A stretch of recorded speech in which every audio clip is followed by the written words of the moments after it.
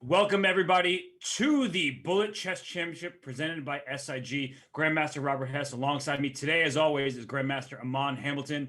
Aman, we're in store for some exciting matchups today. It is the semis. It will then be followed by the finals.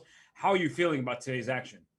Well, hello, Robert. Hello, everyone in the chat watching. Welcome to what should be a really exciting day of chess. And Robert, I think we're in for a treat because we actually do have the top four seeds, that started off this Bullet Chess Championship in the semifinals today. So I don't think you could ask for any better matchups on paper. No, I don't think you can. And there are four players competing for the grand prize. But let's remind everyone of the format. For those of you who are new here, it started as a 12-player bracket. It is now down to the final four. The matches have a timer of 30 minutes total. There will be a break at the 15-minute point, a halftime break for the players to get refreshed, gather their bearings, and try to figure out what to do next. It is 1 minute, 0-second increments the whole way through. And if there is a tie, we actually saw this yesterday, there will be a sudden death tiebreak where the winner of the tiebreak game moves on to the next round. And Aman, now that we see the prize fund, we've been talking about it day after day, but it's starting to feel within their grasp. Look at this prize fund. If you lose this semifinal matchup, you still get $2,500. Yeah, just by as long as people show up today, Robert, they're already punching that $2,500 check into their account. So not too shabby. And that's just if you lose. Obviously, it's only up from there as we see the grand prize of $10,000 for first place. A cool 10K check for some bullet chess. That sounds easier than it is because let's look at this bracket and remind everybody of how we got here. Look at the superstars in this field. Alireza Firouzja had to knock off Super Grandmaster Vladislav Artemiev. We saw Andrew Tang storm back from the edge of defeat to beat Nihal Sarin. Of course, Daniel Naroditsky had the walkover against Eric Hansen. And then Hikaru Nakamura did crush Arjun Erigaisi. The final score was not indicative of Arjun's play, but Hikaru was really feeling it yesterday. And Aman, today we start with Danya versus Andrew, the right side of that bracket. You know I'm going to ask it. Yesterday I held off, but now the question must be asked, who's winning this matchup?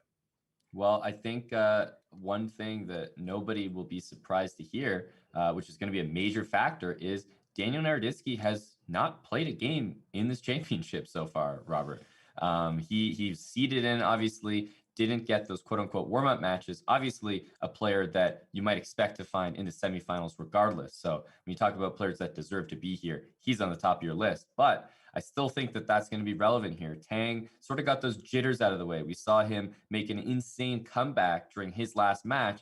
He's now said that he's going to go fix some things. He got to see what it was like to enter a match with a specific strategy and whether that worked or not. So I think the experience is going to give Andrew the edge in this particular format.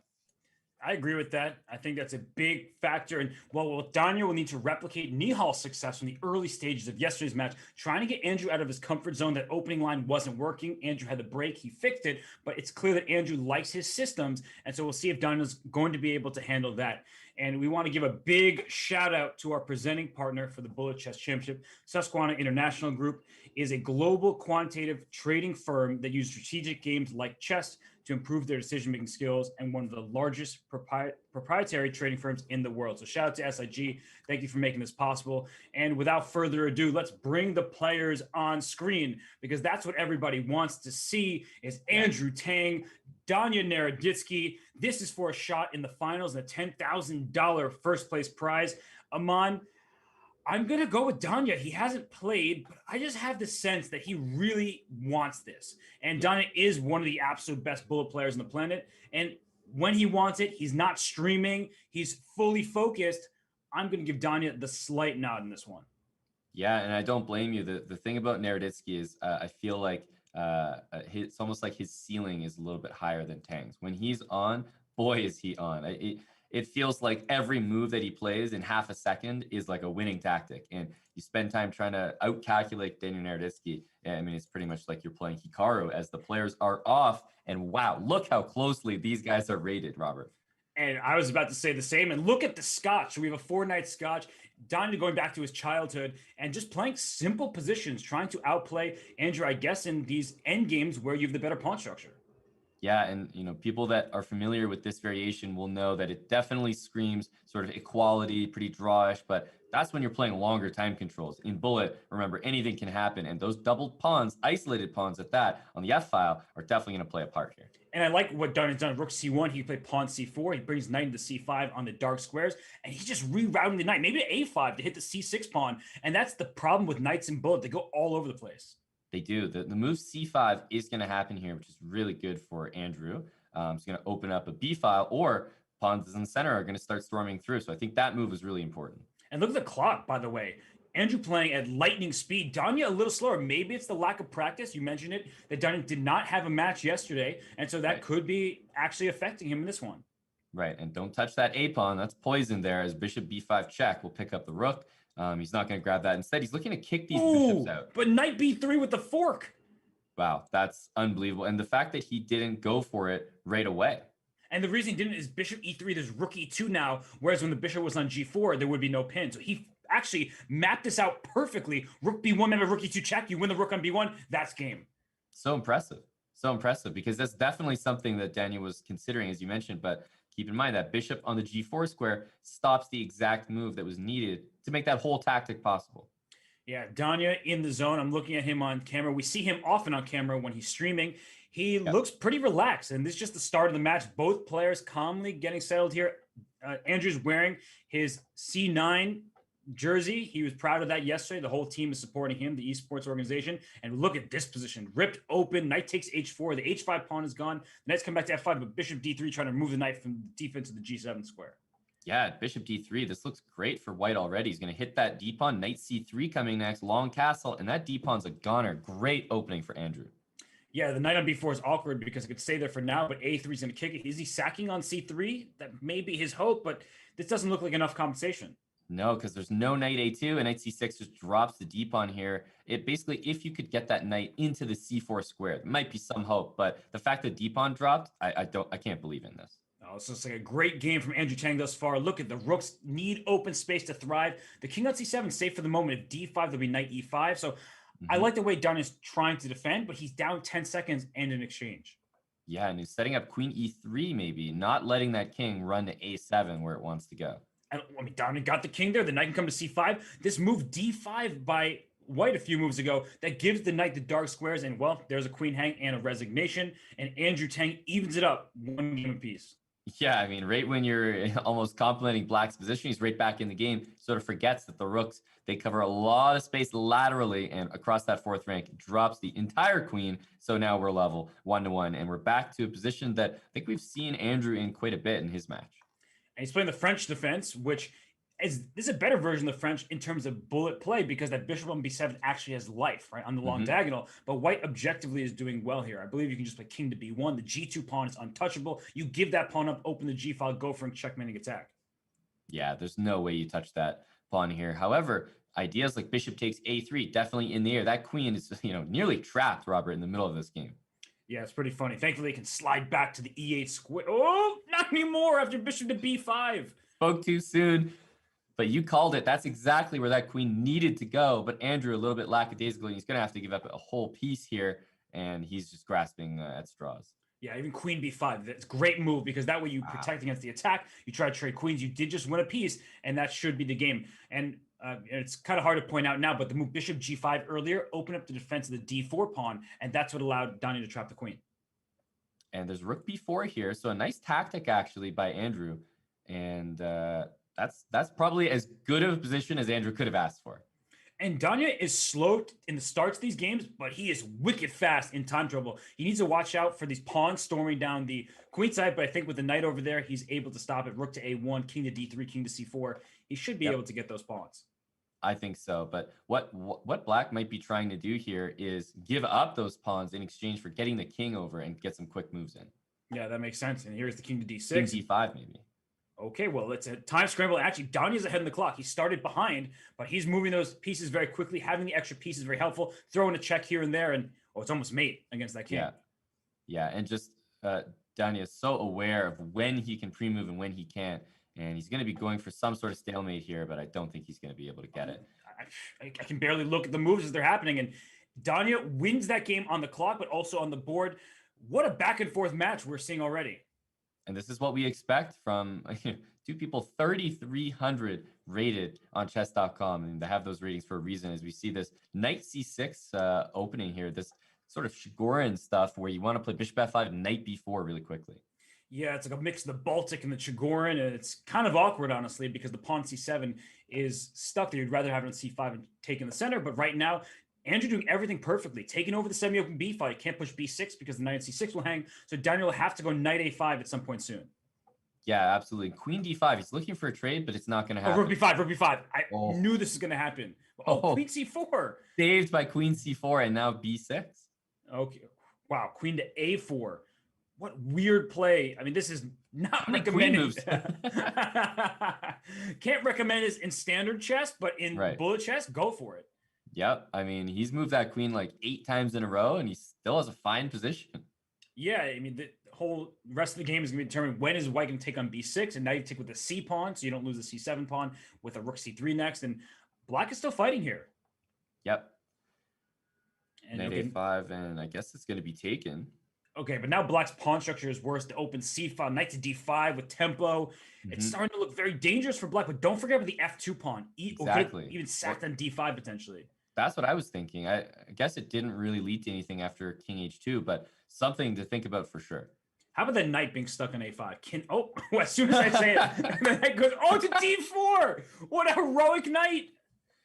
Well, from now on, if you ever have a bad piece, contact Robert Hess. He'll get it out of there for you. Yeah, I'll just mention it, and then it'll improve. I guess I'm like a genie. And here we see the pieces getting traded off. Donnie down to 8 seconds, though. So Tang ahead in the clock, but Donnie with the extra material. Definitely advantage white here. Knight is so good. King is safe. All comes down to pre-moves. There's knight g6. Oh, my gosh. The fact that did not just lose the queen there. Danya trying his best, but Andrew's too fast. Queen f7. Look at him go. Just back and forth. He's not going to make any other moves. If I'm Andrew, I need to attack the rook. There it is. There it is. He attacked the rook, and then he gets it. That's all you need, because honestly, that's a really good strategy from Naroditsky. When you're that far down on time against a player as strong as Andrew Tang, you have to go for stuff like that. You just have to move. And Andrew wasn't pre-moving. We saw Artemiev lose because he was pre-moving a little bit too soon. And if Danya played a rook takes e7 or some kind of tricky move, taking the knight, sacrificing the queen, and Andrew was pre-moving, he would have been trouble. But speaking of trouble, look at that king on h7. I'm looking at bishop g5, rook to e1 type of ideas. That looks dangerous for black here. 100%. Rook e1, you're thinking about knight e5. But Andrew is holding this position. And if he can get some trades, the endgame looks fantastic for black. Oh, yes, the bishop pair look great. Look at the c7 pawn, though. That's where the queen went to g3. And I'm waiting for something to e5. There's something. The knight is now named something. And look at this. The queen back to g8. Danya storming forward here. The c7 pawn is weak. And just goes knight back to f3 to take the pawn, but gives up that central pawn in return. Yeah, this bishop h3 stuff on tap, which is why he went back to g3. Knight h2. Interesting. Those bishops, my goodness. Danya's pieces are going backwards. Andrew's were perfectly placed, but then he goes bishop back to g7, and all of a sudden, Danya's pieces are coming out. That's the move that you need, though. Queen takes a2. Now you can be a little more comfortable going for trades because you've got these 2 connected pass pawns ready to roll down the board. And what a move h5 is. The position was about to open up, and Andrew says, no, let's close this thing up. And unless Danya can get another piece into the attack, he's really not doing anything against that black king. And such good play by Andrew. Look how he rerouted his bishop to c6, immediately gets on the long diagonal. Trading to this endgame, 2 bishops, 2 connected pass pawns, got to be winning. Absolutely. Now he's up 2 pawns. It's opposite color bishops that gives white some chances in over the board classical chess, but not in bullet with the extra time for black. Yeah, I mean, the extra time for black, but it's shrinking. Get that pawn to a2, though. Look at that. Bishop to c3. Rook, you can throw in a rook f6. Oh, that's a queen. And that's a rook. We're just going, and unfortunately for Danya, that's an in Andrew's favor. And now it's about to be 3-2. Andrew can pre-move his way to victory here and take that bishop. Okay, doesn't even need to I wouldn't take the bishop, actually. But yeah, you notice in that position, g3 was played by white. That's to make sure that, hey, if there's a stalemate, at least I'm making it possible with move g3. I don't want any pawn moves in that position. Ooh. And now we get to game number 6. It is a lead for Andrew. I like this queen f5 line in bullet. Perhaps white, not anticipating that you can win your opponent's queen. But look at this. This is getting really hectic here. If a4, wow. The queen comes to a5. Is this some kind of known line? I don't know if it's known line or not, but it's becoming known to us right now. I wonder if we'll see this again in this match. Usually players repeat lines in bullet, just out of habit. Well, I love the look of the knight in f4 because it attacks the g2 bishop and it steals his e2 pawn. Now white has an isolated queen pawn, which isn't too fun. No longer is it isolated. So look at this. As soon as I mention a problem, it gets fixed. Someone should hire me. Yeah. I'm a little broke, Robert. So if you don't mind touching on that subject. Oh, well, we'll leave that to a later conversation, I guess.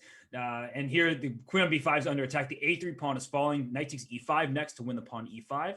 Yep. So trading into a better ending, but how much better? Because even material. Yeah, I think black should play move like g5 here and get the king out. Yeah, like g5 fixes these pawns. Obviously, you need the space for your king. And these pawns for white look very weak. Look how passive those rooks are. Yeah, those rooks just defending the pawns there. And look at black putting the rooks in the 5th rank. The king's coming in. At some point, f5, here it is, just trying to move your passed pawns. Yeah. Takes. And I mean, you've got this passed e-pawn, but I would say that as far as passed pawns go, you'd rather have the pawn on the outside. I think Daniel missed a chance here to put a rook on the 4th rank and get his king to g5. So he's shuffling the rooks around, which is smart. And e5 was really good to cover the 6th rank. And now really black's up a pawn. And he can target that. He wants to trade a pair of rooks desperately. Makes things so much easier. And Daniel, at some point, he's going to bring the away rook, right? He was putting the near rook, and then he brings the a rook in. Check. Okay. But there's going to be a rook f7. I feel like there's got to be some draw for white, but rook e7 is such a great move. Oh my gosh. Look at this. No king move. So the rook on h8, the rook on f5. But look at the time. These guys are just so fast. And he takes the rook. Unbelievable. He wins. Oh my goodness. And you see that heavy breath from Danya. He wasn't breathing all game. He takes it on the clock.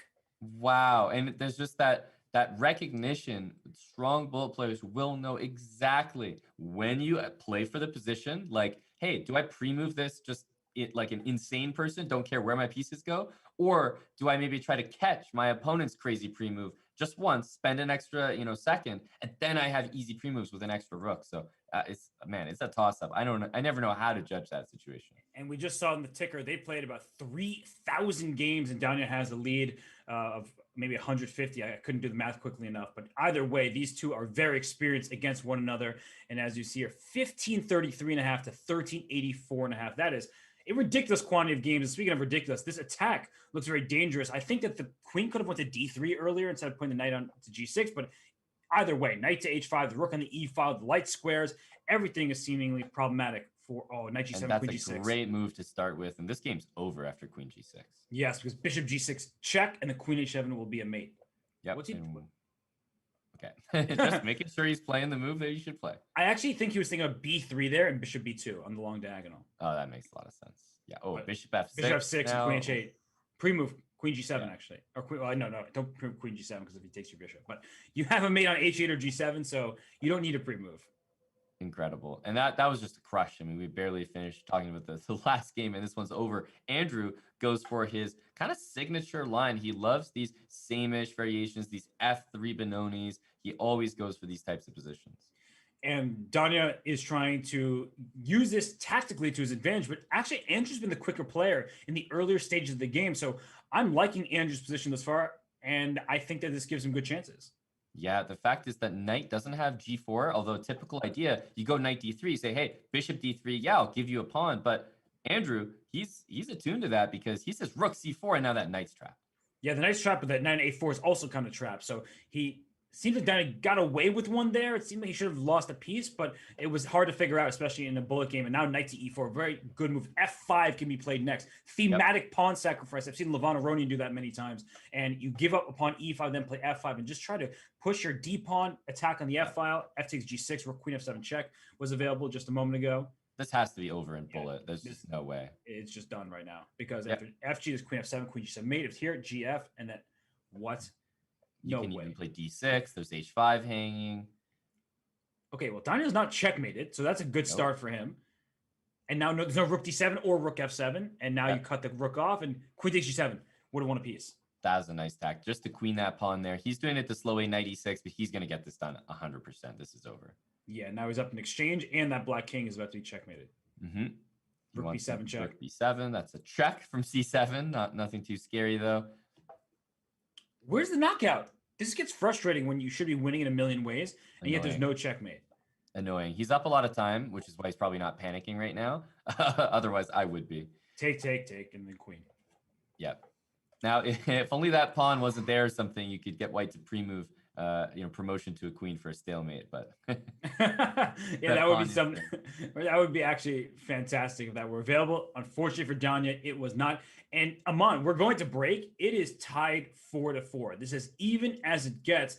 And my question for you is, what should each side change? The action has happened so quickly that I haven't really had the time to process it. So I'm going to let you have the floor before we go to break. I can't believe that was 15 minutes. That time just absolutely disappeared. That was the quickest first half of any match that I think we've commentated so far, at least for me. Andrew and Naroditsky are currently neck and neck, especially in the time scrambles. I don't know who's going to win, even when it's 2 seconds apiece. These guys are so fast, so evenly matched that I don't think anything separates them there. But what we have seen, and you mentioned it, Tang, the faster player, it seems, early on. And then Naroditsky starts to ramp up the speed. So if you're Andrew, I think you're feeling pretty confident with your earlier play, and you have to start trusting that same stuff that's making you play quickly at the beginning of the game, trust it in the middle and towards the end, because when Andrew gets a time advantage, he's putting games away against Naroditsky.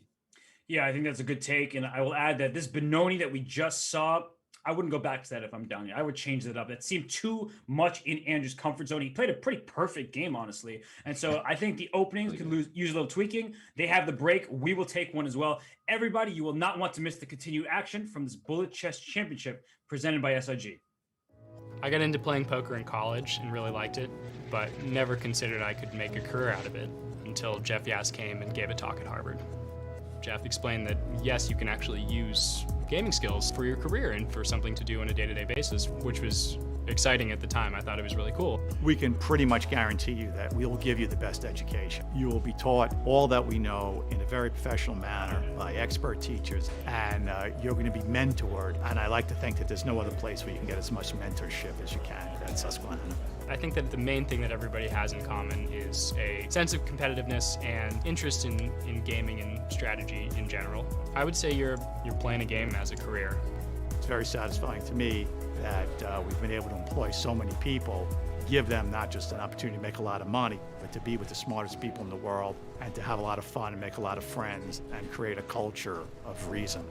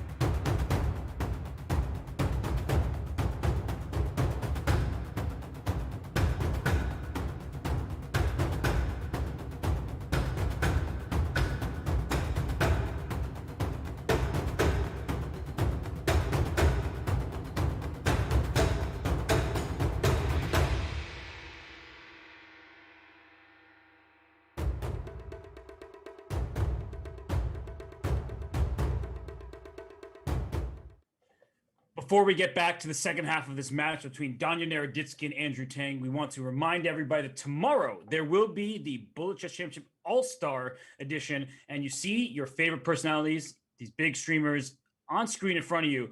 Aman, I'm looking at that 4-5 matchup. That is the one that everybody wants to see.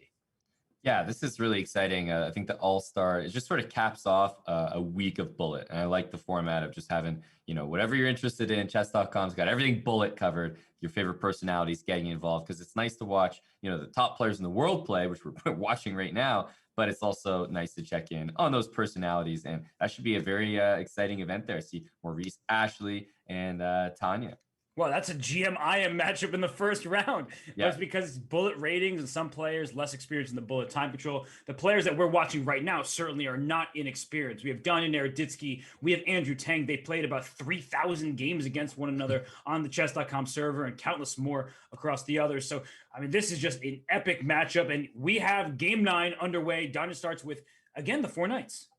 Yeah, this has been a go-to. Must be a little bit to do, and careful, h3, knight takes f3 is an easy move to fall into in Bullet, but I think he's just going for this opening because it's kind of easy to pre-move and just get the quick moves early on. Well, it was quick moves, and then Danya sat for a think, just not trying to blunder this h3 move, and now he's down on the clock by 4 seconds. Yeah, what a nice pin, right? This bishop on g4 can't be attacked by h3, and he's just going for it with g5 here. Wow, and that's a very dangerous decision because look at the f5 square, just queen f2 here. There's no attack for black, so I think this was misjudged. Yeah, the king h2, bishop h3 at some point will happen. At least king h2, rook f5, bishop h3, and this is all Naroditsky, it looks like. And if you ever play g takes h4, bishop h3 is the response, not even the recapture. So he takes in g5. If f takes rook f7, just trade off the rooks. Your king is safe. Those g and h pawns are in trouble. The knight on h7 is kind of trapped. So I really like Danya's position. Yeah, and there he goes with rook down. He's going to trade everything. There is g4 here, so that's an important move, rook d7. Yes, and the rook comes to g7 there, and if g4, then bishop moves, and the h5 pawn is a little bit loose, but the piece comes to g5. Knight g5. Yeah, knight g5 in the way. So if this king gets over to like e7, I think this is very manageable for Andrew. Knight against bishop, it's just a bullet thing. Sometimes you love the knight, even when it shouldn't be better. Yeah, the knight coming to e5, it's a dark square against light square bishop, so c5 is going to be played. Just trying to give the knight fewer safe squares. You don't want that outpost for, well, black wants the outpost. White does not want to give an e5 check. b7's falling, the e-pawn is passed. Mm-hmm. Who's better here? Rook d7 wins the piece. And Danya was ahead on time, and that was the difference maker there. Absolutely. Like, if black's ahead on time here, the extra piece, this is still a game. But no, he was down way too much time, and he doesn't have any stalemate tricks or anything like that. And that's grandmasterful technique right there with rook b5 check, seeing that you could trade off the pieces, and then you'd win the pawn on the light square. So right now we go to game 10, where Danya with the black pieces has less space. There's that Maroxy bind kind of structure. Well, not really Maroxy because there's a c pawn, but that bind with c4 and e4. And look at Andrew go, just pushing that h pawn off the board. Yeah, well, they're both doing the exact same strategy, but on opposite sides. The h pawn's running, and so is that a pawn. So Naroditsky's pretty much got the same idea. Knight takes b3. How is this going to be met? Wow, that was a really sick tactic there by Danya, and Andrew completely missed it. Otherwise, he would have taken on b2 with the queen. Now there's still some attacking potential, but queen f6 trading the queens, no more. No, this is just a great game by Danya. Yeah, this should be enough. Knight can obviously come back to d5 and hit the rook, but he's in full survival mode here. What's the material count? A full extra exchange, and now a pawn in addition to the exchange. So this is just Danya up on the clock. If I'm Andrew, you don't resign just yet because there's still almost 11 and a half minutes in the match, but it's getting close to that territory where you think about resigning earlier. Yeah, this is a position I might consider giving up. And yeah, king h8. It's always sad when one can just put the king in the corner and you're losing g5 and your knight's about to be kicked out of f6, and it was close, right? You're like one move away from making that work. Exactly. This isn't doing it. No, not good enough. There might be a knight f7 move to look for, which is why he played rook f8, but Danya didn't blunder that. Rather, he said, okay, let's simplify. That actually makes my life easier. And there we see a resignation, and there would have been a cool pre-move anticipation if he went knight f7, the rook took. If he'd gone rook f7, and if Danya pre-moved rook takes f7, which he wasn't, but you can just try to go for last-second tricks here. And by the way, Tang's rating has gone below 3,300, not 2,300, way above that. And so they're not going to be too bothered. They'll get back over 3,300, give it a bit of time. But right now, Danya up 6-4. And now with the white piece in this game, steals the pawn in c5 and looks great for Danya once again. Yeah, it looks solid here. However, sometimes what happens in bullet, because I know because it happens to me, you get sidetracked trying to trap a queen like that on the side of the board, and you waste a lot of time. And sometimes if you commit too hard, then you realize you're just down on time and you're not actually trapping it in the end. Yes, and queen c2 is mate, so you do not want to fall for that. He just drops his bishop back, protecting A5, protects c2. Oh gosh, so a3 is you're going to go a4. Just try to kick that bishop out. So the queen comes to c3, and I think a4, queen takes b4. Danya figures his king is not getting checkmated, so that's a good start. Bishop a4 is really key there, stopping the advance. And wow, bishop d7, he's trading everything. Well, he's up material. Oh, okay. He was not losing a piece because after bishop f6, the rook on d7 was under attack. Plants the bishop on d6, and gf3, the g7 pawn's a problem. So that's why Andrew is keeping that pawn on g4. Yeah, this is intricate stuff here. As queen d3 is looking for a trade. Up on time is Naroditsky, and opposite bishops. If you're up on time, you're the big favorite. Yeah, this is well done by Danya. He lost most of his advantage over the board. In fact, black is probably better, but he's leading on the clock. But look at Andrew cutting into that time deficit. Yeah, really impressive. Maybe e5 as well. There we go, finally. So he's got to start running these pawns up the board. f4. Notice how he's advancing dark square pawns with a light squared bishop. And that was a really good decision by Danya to sacrifice the bishop. It's a time scramble right now, and they're about even on the clock, but this g-pawn is too easy to push. Love the technique by Tang. My goodness, that was so impressive. He got everything on a square where it was defended. Don't play queen takes c2. There you go. That was nice try by Danya, but Tang, he really bounced back in that game because early on he was down a pawn and looked like he was in big trouble. He ends up creating complications, and he has the mouse speed. He definitely does. I mean, that's not something that either player in this match are lacking. And Andrew, look how quickly he got castled this time. He said, you know what? That whole H-pawn thing, what happened last time? I got killed with knight takes b3 on the queen side. Not happening again. Yeah, he realizes it's not necessary to gain an advantage. And I'm looking for f5 at some point. He takes an a4 here. So if you trade everything on a4, you trade on g7, then some kind of f5 looks scary for the black king. And we're seeing just that. He goes f5 first.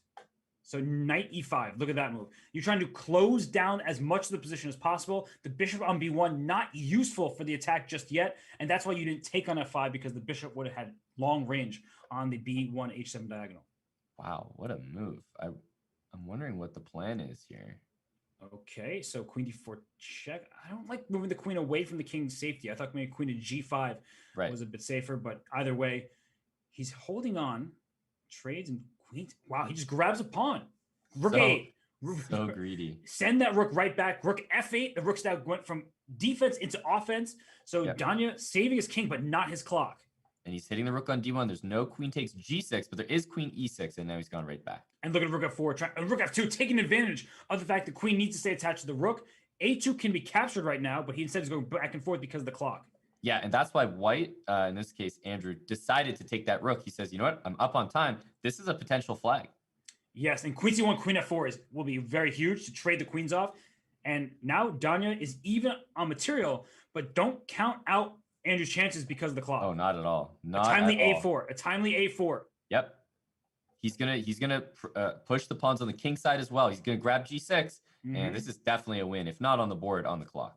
Yeah, it looks like on the board it should still be a hold because of the dark square bishop, and Danya's doing his best, but look at how quick Tang is.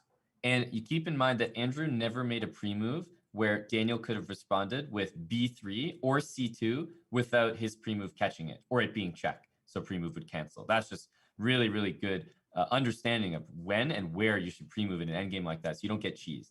That situational awareness is essential. Well, speaking of cheese, queen on h5, threatening mate, bishop e4 to try to get the bishop off, but then you trade and then play h6. So there's no checkmate just yet. Rook b1, playing on both sides of the board. I really like the start of this game for Danya, and he's about even the clock. He needs to keep pace with Andrew because he's been getting in time trouble and Andrew's winning the scrambles. Yeah, it's true. One thing that Tang's been doing really, really well is staying up on time, even in those tough positions. And look at that, grabbing the a2 pawn and just bringing the bishop back. That outside pass pawn could be huge in this game. It could. Well, I mean, hey, keep in mind, guys, that a pawn, we'll watch later in this game if that really, really has an impact. And knight takes b7, bishop takes c6. So black is still up a pawn. The pawns aren't the greatest because they're split on the queen side.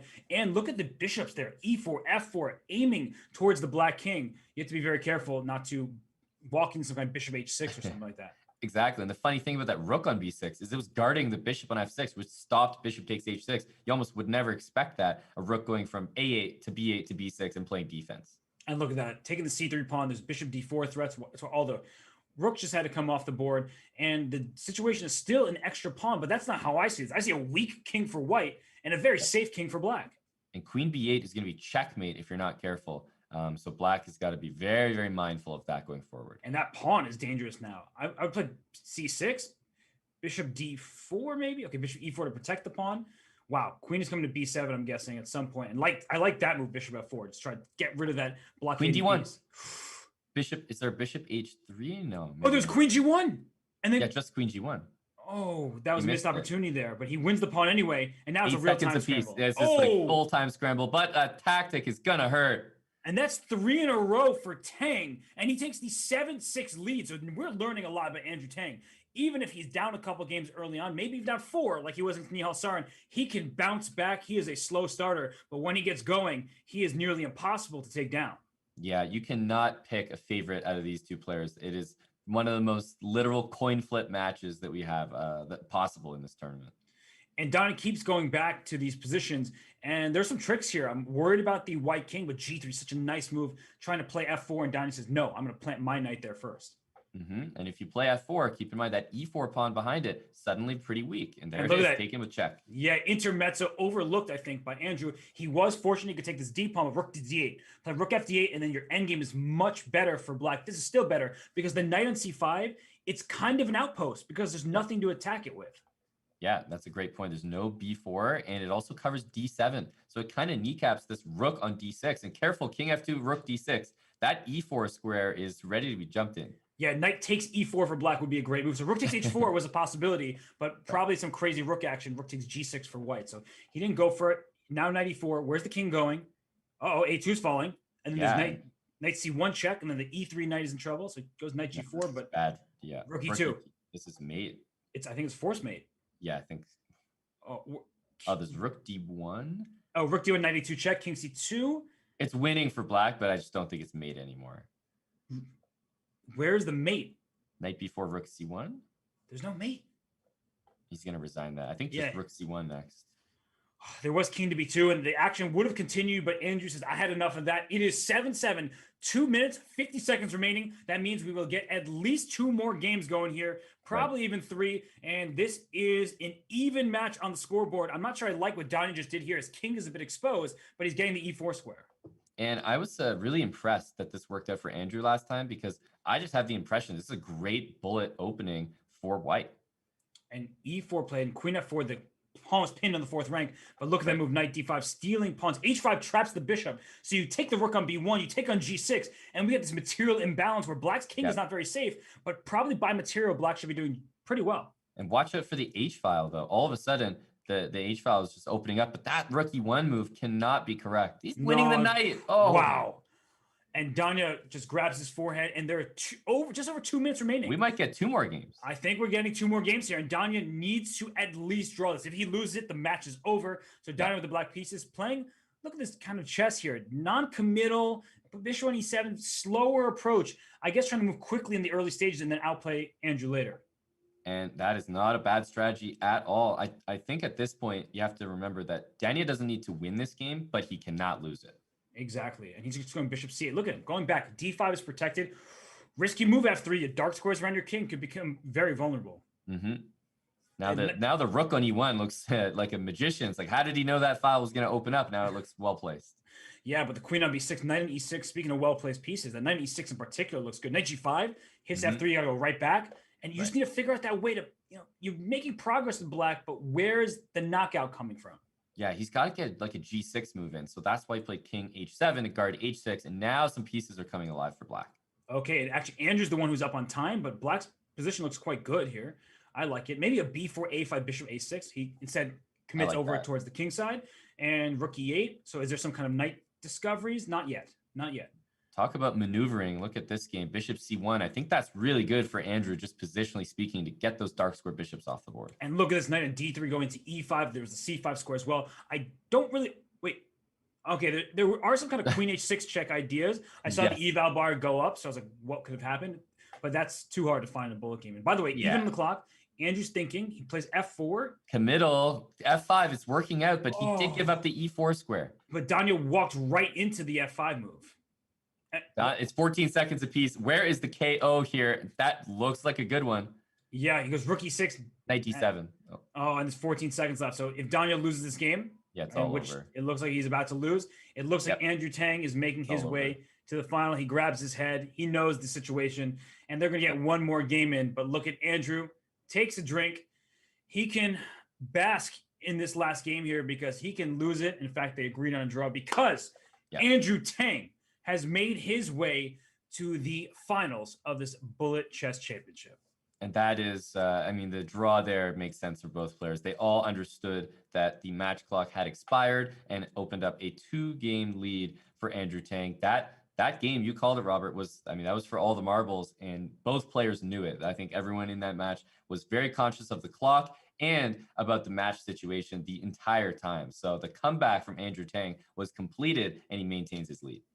And you could see the celebration. He was pretty calm there, but you could tell the relief. And he works his way to the final. So await the winner of the next match between Hikaru Nakamura and Alireza Firouzja. And for Daniel Naroditsky, all you must be thinking about is what could have been. You were up by 2 points in that match. Everything was going your way. And then 3 games in a row won by Andrew Tang to turn the tides completely. Aman, you have to be impressed with the comeback ability of Andrew Tang. You do. And I don't know what the specific factor was, and I think it would be almost unfair to attribute it to one thing or some small thing in this match that was the difference between these two players, because I think at the end of the day it just comes down to game day performance. That's an easy thing to say, but honestly I think that Andrew Tang and Daniel Naroditsky are 2 of the closest match bullet players like in the world maybe. So always feel like it's a 50-50 calling it, and at the end of the day it came down to one time scramble that was the difference. The lead for Naroditsky, a slightly shorter match, and he wins this thing. And we saw the lifetime records. That was Naroditsky in the lead there, but Tang said today is my day. C9 can celebrate their star player. And we are going to take a quick break because speaking of stars, we'll be back with Hikaru Nakamura against Alireza Firouzja to see who Andrew Tang will face in the finals of this Bullet Chess Championship presented by SIG.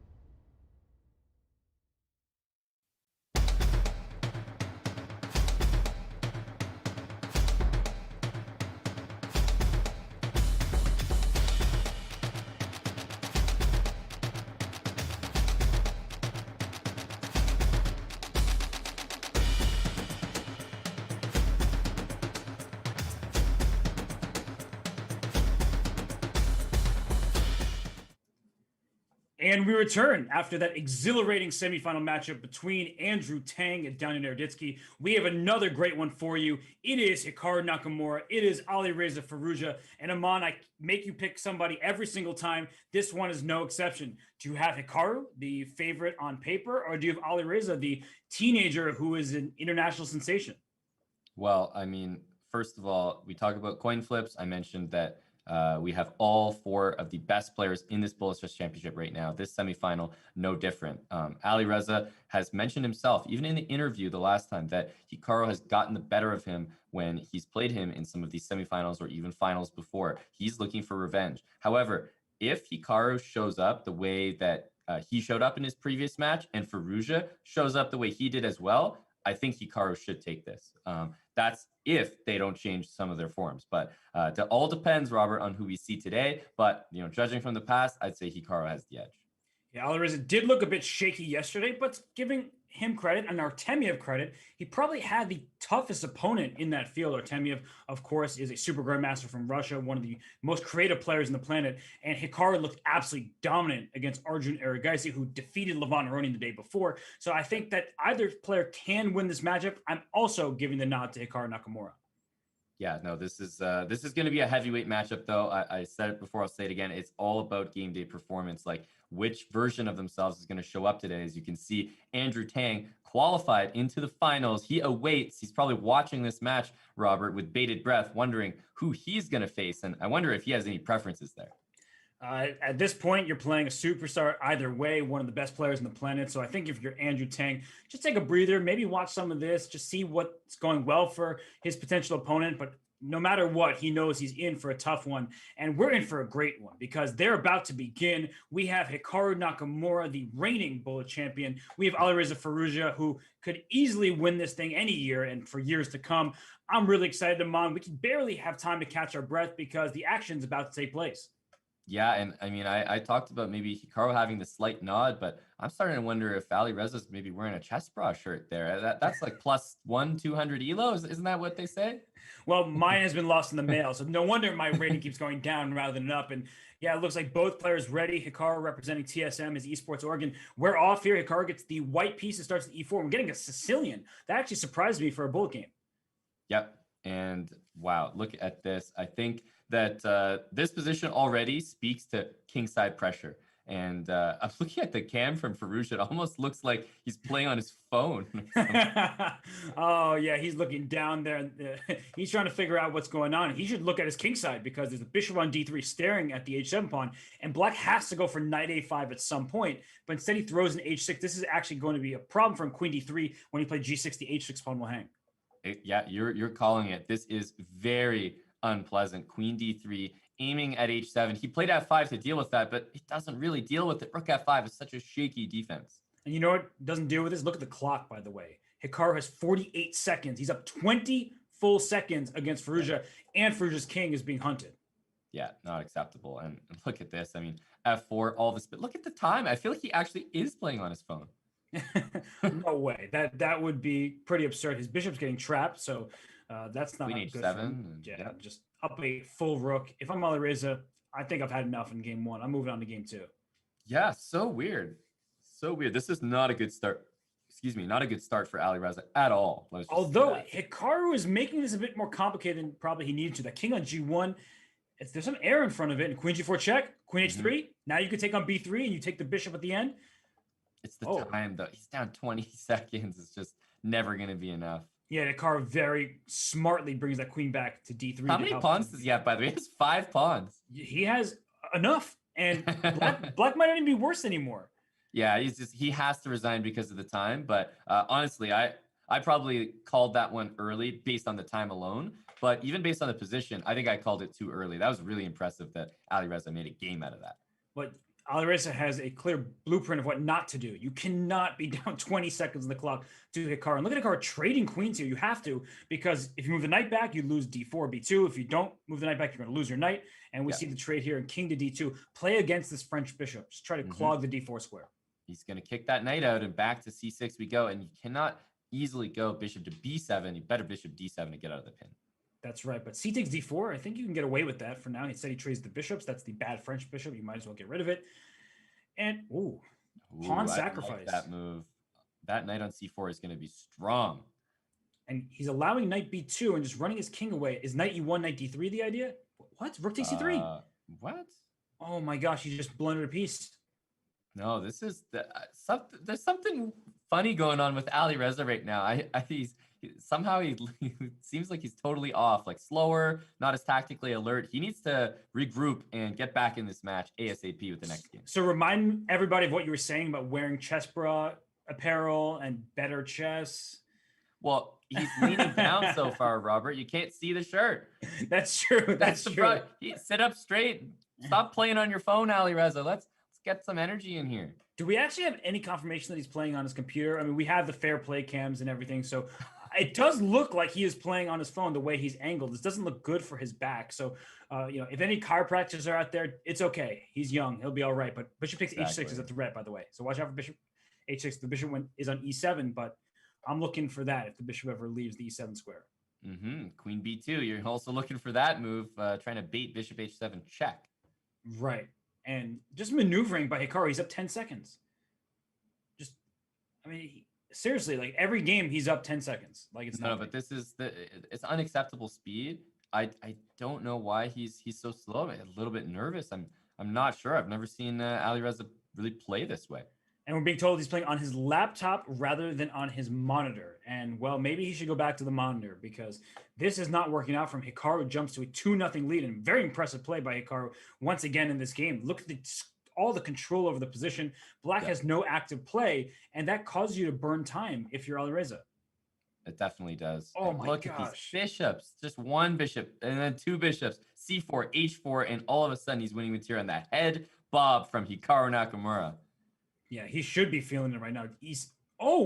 I'm like G5, you just take it, but the rook on A5 came to the rescue. So maybe the head bob is a little bit too soon, but the clock, once again, the clock is telling the story here. The clock speaks volumes. Obviously, he needed to take that rook before recapturing on D4. A little bit hasty. He blundered a piece. He just blundered the piece. And Queen F6 is a great move. Queen F2. Oh, the rook's hanging too. The rook's hanging. Oh, and he resigned. Wow. I don't know if I would have resigned there because Ali Reza only had 9 seconds remaining, but that is a sign of respect. Like, whoa, I can't get ahead of myself here. Ali Reza fights back in that game, and he cuts the deficit in half. And now he has chances once again. Amazing how if he lost, we would have thought, oh, this match might be over. Right. Now he's right back in this thing. Completely. And I mean, I've never seen a head bob go so wrong. Oh my gosh, knight d5 and e6? He just sacks a piece. This is going to be like a masterpiece if this works out. And ef7, king f7, I don't see a follow-up. Well, it's going to be a masterpiece for either player if this works out, because if Hikaru defends this, that's also very impressive. Yeah, it looked like a good sacrifice at first, but Hikaru just puts his king on f7. I'm sorry I cut you off there, but I saw the piece sacrifice, and it was exciting. And honestly, it looks like Hikaru's going to put a knight f5, and there goes your attack. And it's crazy how it just went from something to nothing. Like, and now it's just, there's no threats at all. Yeah, there probably was something there, but you needed pinpoint accuracy, and Ali Reza just didn't have. Oh my gosh, yeah. That's angry Hikaru. Yep, that's bounce back Hikaru. Yeah, that really is. And Ali Reza needed that game. You know, he would have tied up the match. All the momentum would have swung his way. And now we're getting one of the Naroditsky tank playbook. We saw this. We have. And I feel like an expert on this line already, especially for Bullet. He's going bishop back to c2. And how many times have we seen that, queen d3 idea being threatened in this match? Okay, we have rook trade, g5 play that does expose the black king. But Ali Reza's claim is that you don't have pieces to go and attack me with. And that knight on c5 is really strong. Yeah, rook e2 though, good counterplay. A4 by white when he gets the moment, and the moment's now, he says, attacks that bishop, which doesn't have a lot of places to go. So it goes bishop c4. If that bishop moves, the b2 pawn, okay, was hanging, but that's why the knight took. And I like Ali Reza's control of this position. Knight come to e4. This looks like black has all of the activity. Yeah, I was even thinking maybe queen e4 was possible to trade queens and then get the knight in for the same idea. Well, here comes c5, drops the d5 pawn. Wait, rook e1? Pins everywhere. But who's pinning who here, Robert? It looks like white is pinning black because that knight e4 is actually under attack. The knight d3 is protected. And queen d... What a move to play. Probably the only move to play. And what's the count? 2 extra pawns for white. So Hikaru objectively doing very well here. Knight. Oh, rook c1, knight f1. But yep. I don't even know if that worked. He has ideas there. Wow, look at this game by Ali Reza. I feel like he's been so tricky right now. Wrong move. Because he was expecting rook d7, so he played a6, and Hikaru smartly played rook d6 in anticipation of that move. But look at the clock, by the way. Ali Reza is getting close here. Rook takes b6 and rook a6. Yeah. Rook a6. Okay, it goes rook e8. But this probably is objectively lost for black, but practically speaking, in a time scramble, you can maybe so, make Robert, do you think he's about to grab the a7 pawn at the right moment? Yeah, I think Hikaru's waiting for that. He watched that match for sure yesterday. But you can't. It's check now. That's a. Oh, wait. What did Hikaru just do? He moved his rook. He's going to get flagged here. Oh, my gosh. He tricked him. And Oliver's trying to win on the clock. He's trying to dirty flag him, but he might get flagged. He might get flagged. Oh, and Hikaru wins. Hikaru wins. What a game that was. And we see just the disbelief on Hikaru's face that he flagged Ali Reza from that. And Ali Reza leads further into the laptop. And he is down 3 points to Hikaru Nakamura. I wouldn't be surprised if everyone watching at home, if Ali Reza's head just shows up in your living room, he's about to enter that computer screen. Wow, I can't believe that, Robert. That was insane. I thought that with that dirty move, rook a1, he had it in the bank. It seemed to be the case, and I'm sure that Hikaru felt the same way. And all of a sudden, he turns it around. And this is the exact type of system that gave Ali Reza trouble against Vladislav Artemiev. I said it probably more the same from Hikaru. He loves these types of setups. And the problem for, well, not anymore. E6 coming your way soon? You're not loving this setup, that's for sure. No, I liked it before when it was closed. Now that it's open, I hate it. But Ali Reza said, it's not his type of game. He wants the tactical play. And E6 doesn't quite work because the queen will take on E6. But that was barely an escape there by Hikaru. 100%. Still a great position for Ali Reza. He's obviously got the bishop pair, better pawn structure, bishop on g7, not even doing anything. And look at this move, knight e4. Yeah, he gives up the bishop pair to give black the worst pawn structure. And as you're pointing out, the bishop on g7 is kind of useless. So the pawn chain from b2 to e5 connect 4 also wins in chess. And this looks great for Ali Reza. Yeah, take that pawn. Still, though, Hikaru's going to establish a knight on d5, which is tricky. And it's really the bishop on g7, which is the issue. Okay, so he's just trying to go after this white king, actually. And he takes on... Well, it was an interesting choice to take on g7, but Ali Reza is a little bit ahead on the clock. Puts his bishop to king to rook e2. And just try to get the e-pawn going at the right moment. But Hikaru stopped. Knight e3. Yeah, there's a knight e3. Wow. Tricky. Bishop d2 comes, though, at the end. Queen, bishop d2. Wow. And, okay, I was thinking maybe rook takes d2. Play with the knight against the rook. But he decides to just go down a piece, which I don't think I agree with, because... Pre-move's so easy for white here. You just throw in a check, rook e5. You can just look at this. Trade king c3, king c4. Just pre-move that, and Ali Reza takes that one. So he is maybe a bit faster, even though Hikaru won that time scramble before. I don't know. I get the feeling that Ali Reza wants that exact scenario where they're both scrambling with just 2 seconds left because he trusts his mouse speed. 100%. 100%. Like, that's why, honestly, I was so impressed because that is Ali Reza's wheelhouse, where he had Hikaru previously. So impressive by Hikaru that he was able to come back from that and beat Ali Reza at his own game, flagging him. And look at this position. This looks great for black. You control the open A file. The E5 pawn is a target. The B3 pawn is a target. Knight takes B3 is a free pawn. Ali Reza is playing really well right now. He sure is. Bishop to h3, knight g5. I was about to say kick him right back where he came from. Can't take on f5 because the knight f3 fork. Oh, look at rook a4. The knights are protecting one another. They're not superfluous here. They're doing a great job. And the f5 pawn is actually essential because that gave black additional flexibility. Yeah, this is a great game by Ali Reza, but he needs to put it away. He needs to come back in this match. This is a perfect game to start doing that. And look at bishop d4 tactically defending the knight in c3 if there was a trade because knight e2 check ideas. And so king f8, the knight's in there for white. Wow. Hikaru just walks in the pin and doesn't mind. It feels like some kind of knight g4, knight f1, rook h2 mate, but how do you make that work? Yeah, I mean, F6. rook f1 doesn't threaten anything. He had f6 there to just kick the knight e6 first. Just wait, that drops the f7 pawn with check. I was like, don't drop f7, which is why I played e6, and then I dropped f7 with check. h5. I was going to say he wants to sink that knight in, and that is a checkmate. Or if you take the knight, well, hang on, that's another checkmate. Wow. So it is 4-3, just like that. A 3-game lead is now down to 1. Hikaru probably feeling some of the pressure here. And Alireza, his form has improved the more games that are played. Yeah, absolutely. I feel like he's getting used to that laptop that he's playing on, because one thing when you start streaming, Roberts, you actually do get used to playing on the monitor and with that setup every single day. So he might have always played Bullet on his laptop, goes back to it, and suddenly he's just a little, out of sorts.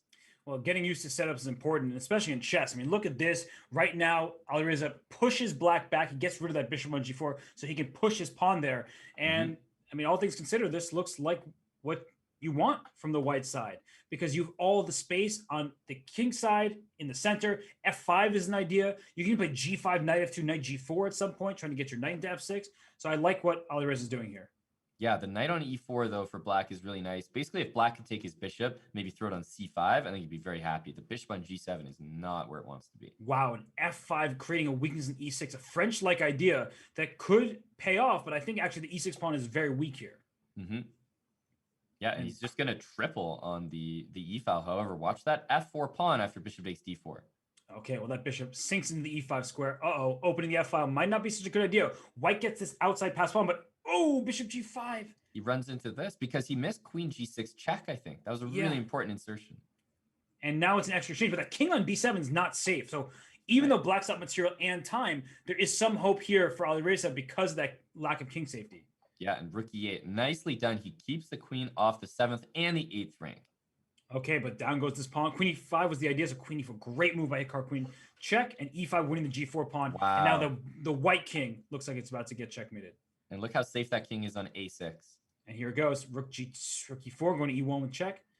Rook e2, and he's just making steady progress. Really impressive. And queen b3. There's no check for white, so he gets the mate. And one more game before the break. Whew. 5-3 Hikaru. That was a huge game for him to stop the bleeding. He was losing a bunch of games there. Now he gets a win, 2-game lead once more. And this game will be essential because the 2-point lead, if that becomes 3 heading into the break, that's bad news for Alireza. Yeah, I mean, you mentioned how important the last game was. I think this one is critical for the match because you mentioned it. If Alireza is down 3 points going into the break, that is a tough lead to overcome. He's going to need a comeback, the likes of which we've seen from, Andrew Tang down 5-1. And even from Alireza yesterday to storm back when he shouldn't even had a chance to against Artemiev. And look at these knights and look at them clamping on the position. These pawns for white, taking control of the whole board. The bishop on b7 is useless right now. You would love to play c5, but guess what? There's a knight on c5 now, a pawn there. That light squared bishop is no good.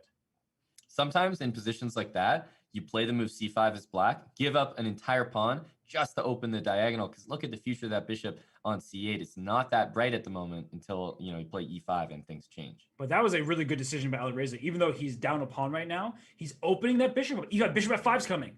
Oh, that is a bad time for Hikaru to see e5. And look at this, the attack against the white king. And, well, I said until things change, things have changed. Things have definitely changed. They're doubling rooks on the second rank here. Rook to d2. Oh, he takes the a4 pawn. Okay, that still looks good. Now rook to... Wait, knight g6 is a mating net. Yeah, knight g6. Oh, no. You got to play king h7, king h6. No, but rook h4. Oh, my goodness. Everything's mate, Robert. Rook takes b4, and then rook e8 is mate by force. Yep. And Alireza, he grimaces there. That is a huge victory for Hikaru Nakamura, who's now up 6-3. And Aman, we just saw out of the gates, Hikaru came with some fine form, took a big lead. Alireza swindled his way back a little bit there, and now the lead is ballooned to 3 once more. If you're Alireza's coach, what do you tell him? Happy there's a break. Really good timing for him. It was starting to really pull away, and that's what Hikaru can do. I've mentioned it time and time again. When you're playing Hikaru, the games just start adding up, and you're like trying to do the math. Like, how did I get down 3 games? Where did that come from? He does it in just a very casual manner, but Alireza, I'm trying to remember some of the openings that he had, and I actually did like most of the openings that he got with the white pieces against Hikaru's setup, that sort of c6, e6, like modern looking position that Hikaru likes to go for. I think Alireza should keep going for that because his positions have been good there, albeit the last time they had the game, he was getting outplayed by Hikaru, but I feel like the openings there are always great. Definitely something to go back to. And from Hikaru's perspective, I would say game 8 rather, instead of this last one here, the one before when Hikaru was black. That was a really great game by him where he went up the exchange, converted with ease, checkmated Alireza. It seems like Hikaru, he stopped his problems by losing 2 in a row, and then he's back. But the break comes at a good time. We are going to take it. We'll be back shortly with more from this Bullet Chess Championship presented by SIG semifinal between Hikaru Nakamura and Alireza Firouzja.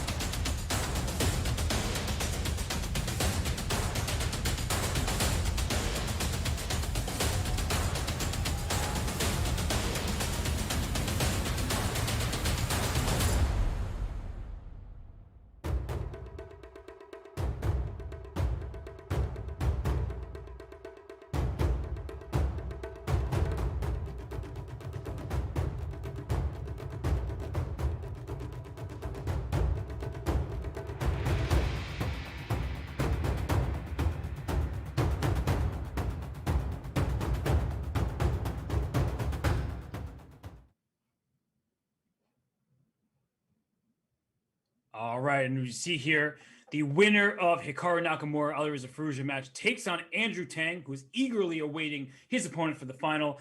Aman Hikaru has jumped out to a 6-3 lead. He's doing extremely well. He started off well. The middle was going Alireza's way, then back to Hikaru. So you said what must be done for Alireza going forward here. It looks like he needs to just play quickly. He's getting these time deficits out of the opening, and I think that's really coming back to haunt him game after game. Yeah, because we know that a strategy that Alireza is ready to use, and rightfully so, because he's quite good at it, is flagging. And it's not just, when there's 1 second left that he's faster than Hikaru. I think he believes that if there's like five seconds left, that he will be able to flag Hikaru Nakamura. Like, he's confident in his mouse speed, and he's playing on the laptop, which we've made our jokes about it, but honestly, laptop, smaller screen. That's usually where you want to play your bullet chess. I know even when I'm streaming, you got that big monitor, but sometimes the very, very strong bullet players will actually shrink their board so that the mouse just simply travels less distance. So I think he's setting himself up to just be a very speedy player, but that's why it was just so weird. Those first couple games, Robert, he was so slow. We need to see him like get off to a better start, as you mentioned. Well, let's see if we can do it here. He plays d4. Once again, Hikaru going the same system game after game, just trying to take over the light squares and play quickly and an early h3, h4 situation. I think that favors white. Yeah, and we usually see like this bishop f2, eventual queen e1, and just targeting h4. And look at this, where you can take on e4 and play knight g5. Yeah, this looks really good for white. The opening of the f file is not supposed to be good for black, and h4 is weak. e4 can be captured. Actually, can take it right now. And white's going up a pawn. Yeah, the g5 pawn is loose. So he allowed e3 because knight d5. Mm-hmm. Oh, gosh. How quickly these things turn. I know. Look how quickly Hikaru finds that move, capitalizes on it. Still manageable for Alireza. Actually, e3 falls. That can't be right. No, that's good news for Alireza. If take on c3, pawn takes. He can take an f5 at any moment if he wants it. And look at this, c5. He needs to get to the b file ASAP. Like he's going to rook f3, but Hikaru smartly played for b6. Yeah, and Hikaru's got to play c5, right? At some point, get that move in. I think so. And the h4 pawn is a target. Wait a second. Rook b7 check? Yeah. Rook a4 first? This looks very dangerous for black. That rook c4 move is really good. He's just going to pick that off. And if he can pick off the h4 pawn, now there's no checkmates to worry about like the last time. Yeah, we just saw how that works out. And now f7 is falling. Once f7 falls, then e6 and g6 are very weak. This should be Alireza's game here. 100%. He's got an h-pawn that can run. He's winning every single pawn that Hikaru has. And the knight is just dominated by the bishop. Wait, there's some kind of knight. No, there's no knight f1 check because the king can slide out to g2. But you know that drawing mechanism that sometimes is placed. And well, you're down a piece now, and Alireza has plenty of time to convert this. Yeah, and I think Hikaru is probably playing on a little bit to do with the clock, not to do with any belief that he has a chance. No, and this is smart because Hikaru has the experience of playing in all the speed chess championships. He knows that you should play the match clock. He's going to waste his remaining 10 seconds, and that is very smart gameplay by Hikaru Nakamura. Yep, we saw Alireza's opponent. It didn't work out for him because he wasn't looking at the match clock. That's, of course, Artemiev. So Hikaru using the match clock for what it's supposed to be used for, running down when you're ahead.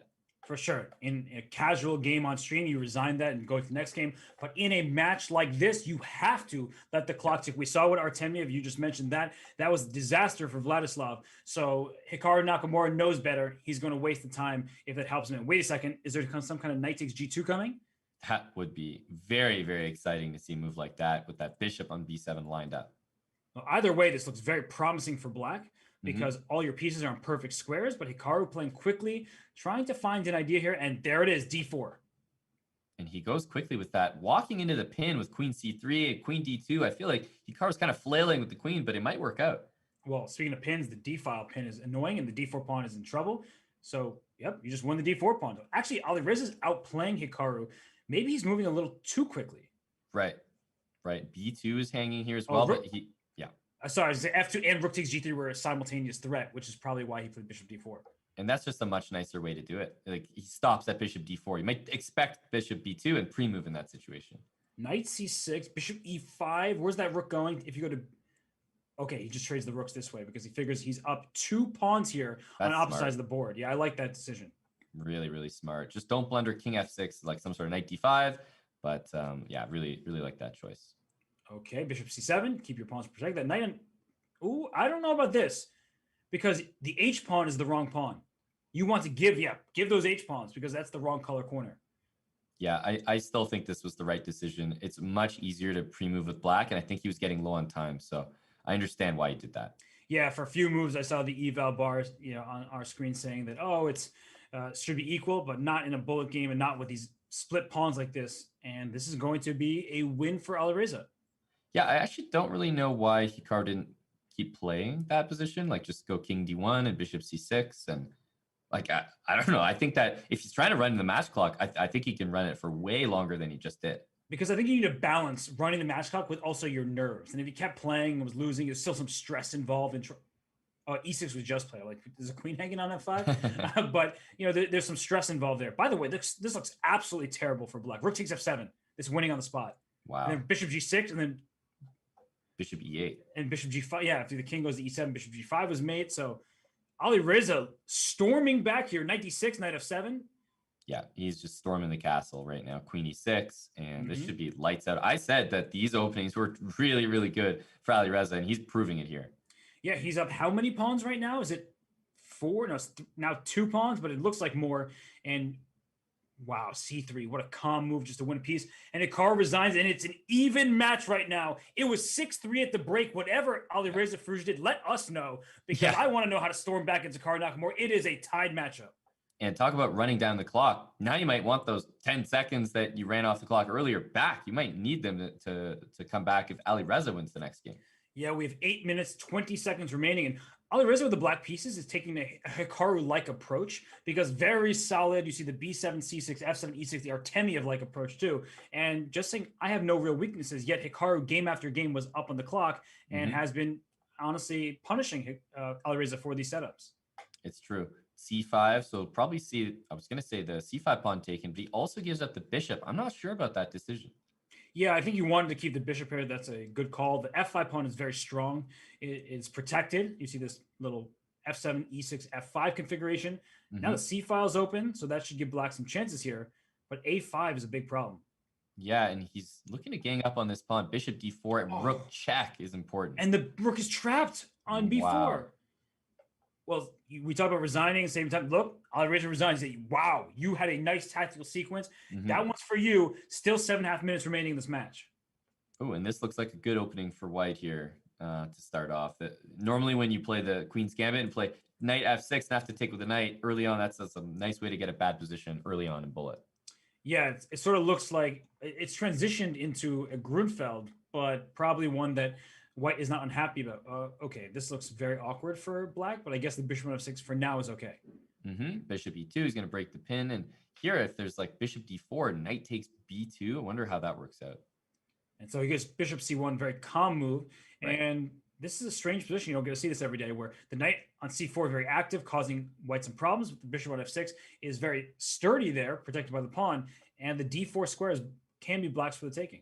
Well, it can be and is at the moment. There's no fork on c2, so how about a fork on f5? Wow. I think you can play bishop e3 because if you take out e4, queen e4, and there's bishop e6 mating ideas. Incredible. Yeah, taking the knight, bishop e6. Queen b3's mate. Or it's close to mate on the diagonal, right? The bishop on h8. It's a good move. We'll put it that way. It's a damn good move. Wow, this is very complicated. An e6 played. Knight g5. Yeah, that looks good. Now, just bishop e2. Just move the bishop back. All right, f3. This looks good too. Rook c1 to c7. Knight takes e6. Knight e6 works. Oh, he moved back. But a7 is hanging. You can take that pawn, and then b7 falls next. Right. Queen h3. How did he see that? It looked like you were losing a piece. And queen h3 forced the queen trade. And now that rook on the 7th rank looks really good for white. Take that Here comes b7 the knight. pawn. Here comes the knight. Knight e5. Wow. And knight g4 back. Okay, but Hikaru fighting off here. He really is. It's all about the time now. Bishop d5 coming soon. Careful of the clock here. Yeah, I think that hangs a piece. Alireza was moving really quickly there. And rook, there's got to be some kind of mate somewhere. Alireza, I think, did the right thing. He invested time, and now he's starting to pre-move once he's up the piece. And now it's easy. You've up a piece, and that means the black king has a harder time finding squares. And it looks like Hikaru just throws in the towel. Doesn't even want to compete with him in the time scribble. It is 7-all, still 5+ minutes remaining. Amon, the first match today, it felt like that match went by very quickly. This feels like it's going slowly. Still 5 minutes left. We've had so much excitement. Yeah, and I actually I disagree with Hikaru there not playing on. I understand that, the superstar young Alireza is so fast. He's the favorite in the time scramble. But hey, you got to put your skills to the test. Hikaru already showed earlier on that he can flag Alireza. He's a fast player. I'd like to see him play those on. Yeah, I agree with you there. I think knight d4 now is kind of forced for Firouzja. His rook is in danger of getting trapped on f5. So this trade is very strange. You don't see this very often with his pawn structure, 2 sets of double pawns. Yeah, look at these pawns. He's crashing through on the queen side. That's his goal. Yeah, and that g5 move, forcing the bishop back to d8, is quite strong here. You do have to watch out for the f4 pawn, though, and d5 coming, such a strong move. And he wants to go bishop c7. Wait, bishop b6. Wow. I was like, wait, the rook's still hanging there. And he just plays like this and takes him g5 because the rook's hanging. Firouzja, stop. That was absolutely sick, that whole sequence. That was unreal that he saw all that. And he's protecting g7, so no checkmates for white. And now the pawn structure is slightly better for black because of this isolated f5 pawn. Good move by Hikaru, the rook g6. Oh, trade and trade everything. I'm not sure this works for Hikaru. King f6, and you play h5, king g5. King h5. Okay, just push the e5 and maybe h5 there was actually a really cool move. But this is queen b6 check, and there are no stalemates because of the presence of the a3 pawn. Wow. Wow, Oh game was insane. Honestly, masterpiece from Firouzja. It didn't look like much because they're very small tactical subtleties, but just to be able to come out of that position with c6, small things, rook takes g5, and then taking the endgame confidently. And from 6-3 down to 8-7 up, Alireza is on a tear right now. He gets the white pieces in this game. He's going for the bishop pair. He could take on g6. Yeah. Now he has both bishops against 2 knights, but the position's closed, so kind of easy for the knights to maneuver around. And I'm not sure about this decision to trade on d4. I think that hurts black's king. Yeah, I'm not sure about that. It's important that white got to play bishop takes d5, though. The fact that black doesn't get to anchor a knight there really hurts his chances. And Naka is just worse in this endgame. Yeah, bishop c3, trading rooks. The h3 pawn can't be captured with back rank checkmates. So look at Alireza go. He's just trading down. Oh, that rook can go with a check. Yeah, didn't love... extra pawn. I think we love it once more. I was going to say, I didn't love the way he somehow just lost a clean pawn there, but I love the way he won a clean pawn there. So and king c5, king b6. Okay, but these positions in classical chess, not even in classical chess anymore. Rook b3. Is this winning?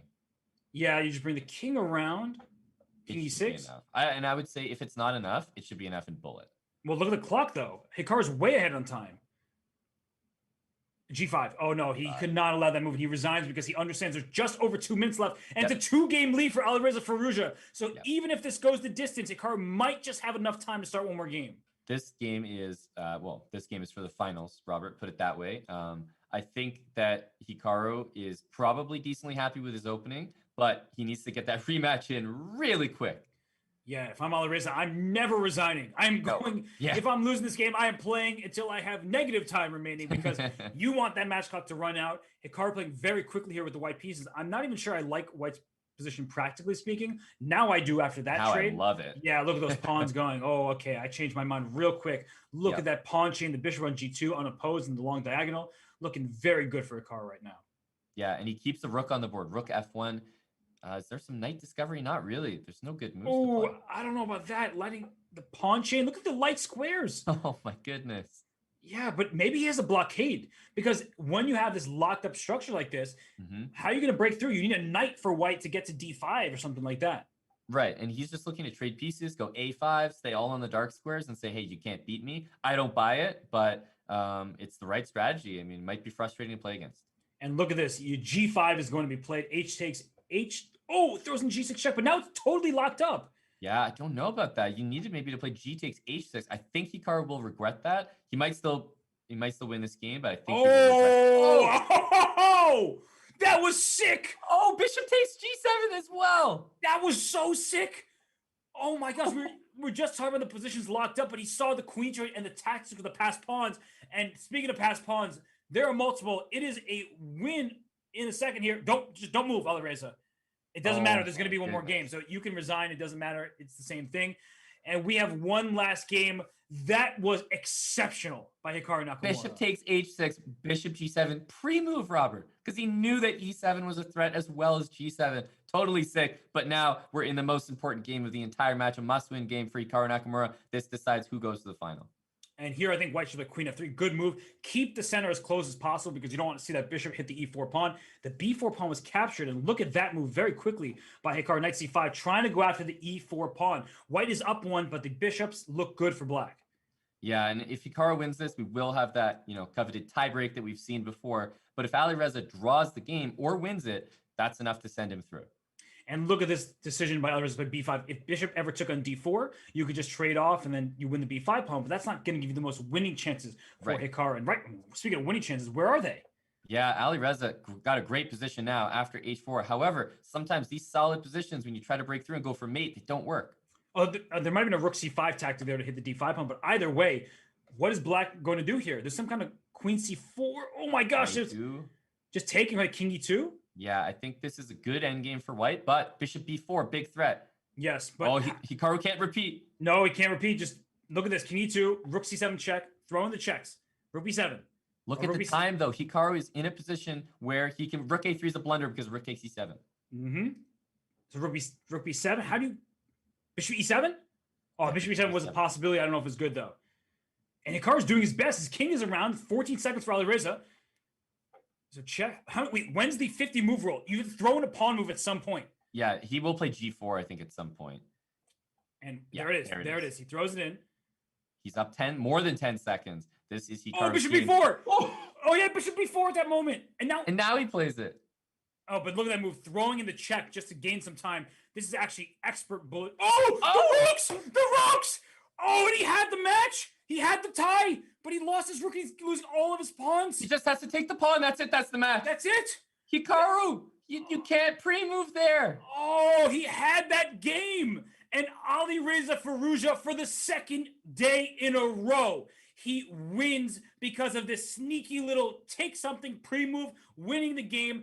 And that is that. Alireza Firouzja smiles. He works his way to the finals of the Bullet Chess Championship, and he will face Andrew Tang. That wasn't even the final.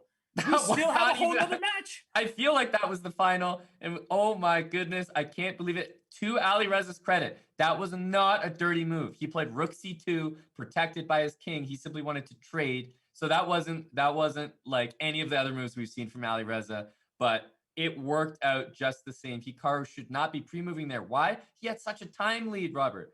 He just needed to put his rook safe and then pre-move the king, and leaving his rook exposed there. My goodness, he gets punished for it. We will not see Hikaru Nakamura in the finals. And Alireza, in dramatic fashion, reminds us that semifinals can be exciting too, Robert.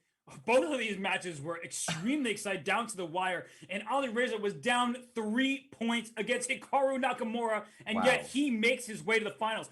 Alireza, I think, got in Hikaru's head a bit. Some of those time scrambles were going Alireza's way, so Hikaru said, I need a pre-move, because even though he may have 5 seconds remaining, that's enough time for Alireza to play, and that rook was left hanging for a couple moves there, because Alireza started pre-moving his king away, and the rook stayed in each other's path. That was a amazing save by Alireza there. He moves on to face Andrew Tang. And Aman, before we go to break, what do you make of this finale? Andrew Tang versus Alireza Firouzja. Two people that are on top of their game right now. I can't wait to see the time scrambles between them, because they are both capable of some of the most insane moves, pre-moves, dirty moves at the right time, calculating pre-moves that we've ever seen from any player in this competition. The two most deserving players are definitely in the final, and they're both young, talented, super speedy guys who back it up with tactics and good chess, Robert. So I can't wait to get back in. Let's save the hot takes for after the break. I say this often, I'll say it again. You will not want to miss the action, because we have the final of the Bullet Chess Championship presented by SIG coming your way in just a few.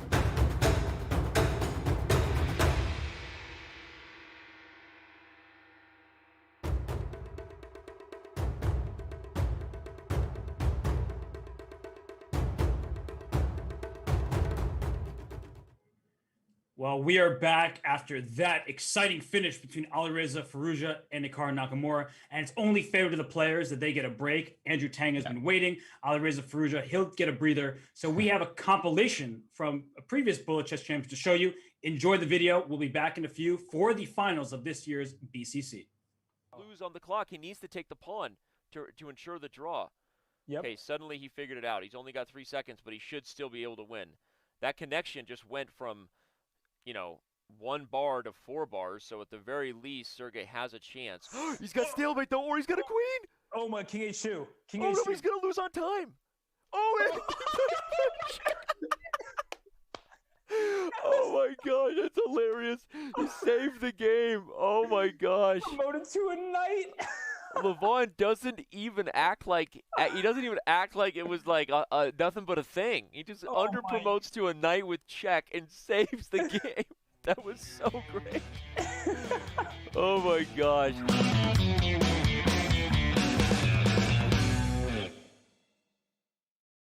I have a question to Maxim. Okay. Have you considered plastic operation? On which part of my body? No, because you were talking about shaving, so I thought, you might as well just, just a suggestion, nothing intrusive. Nobody knows where we're going with Take this. the suggestion and put it back where it belongs.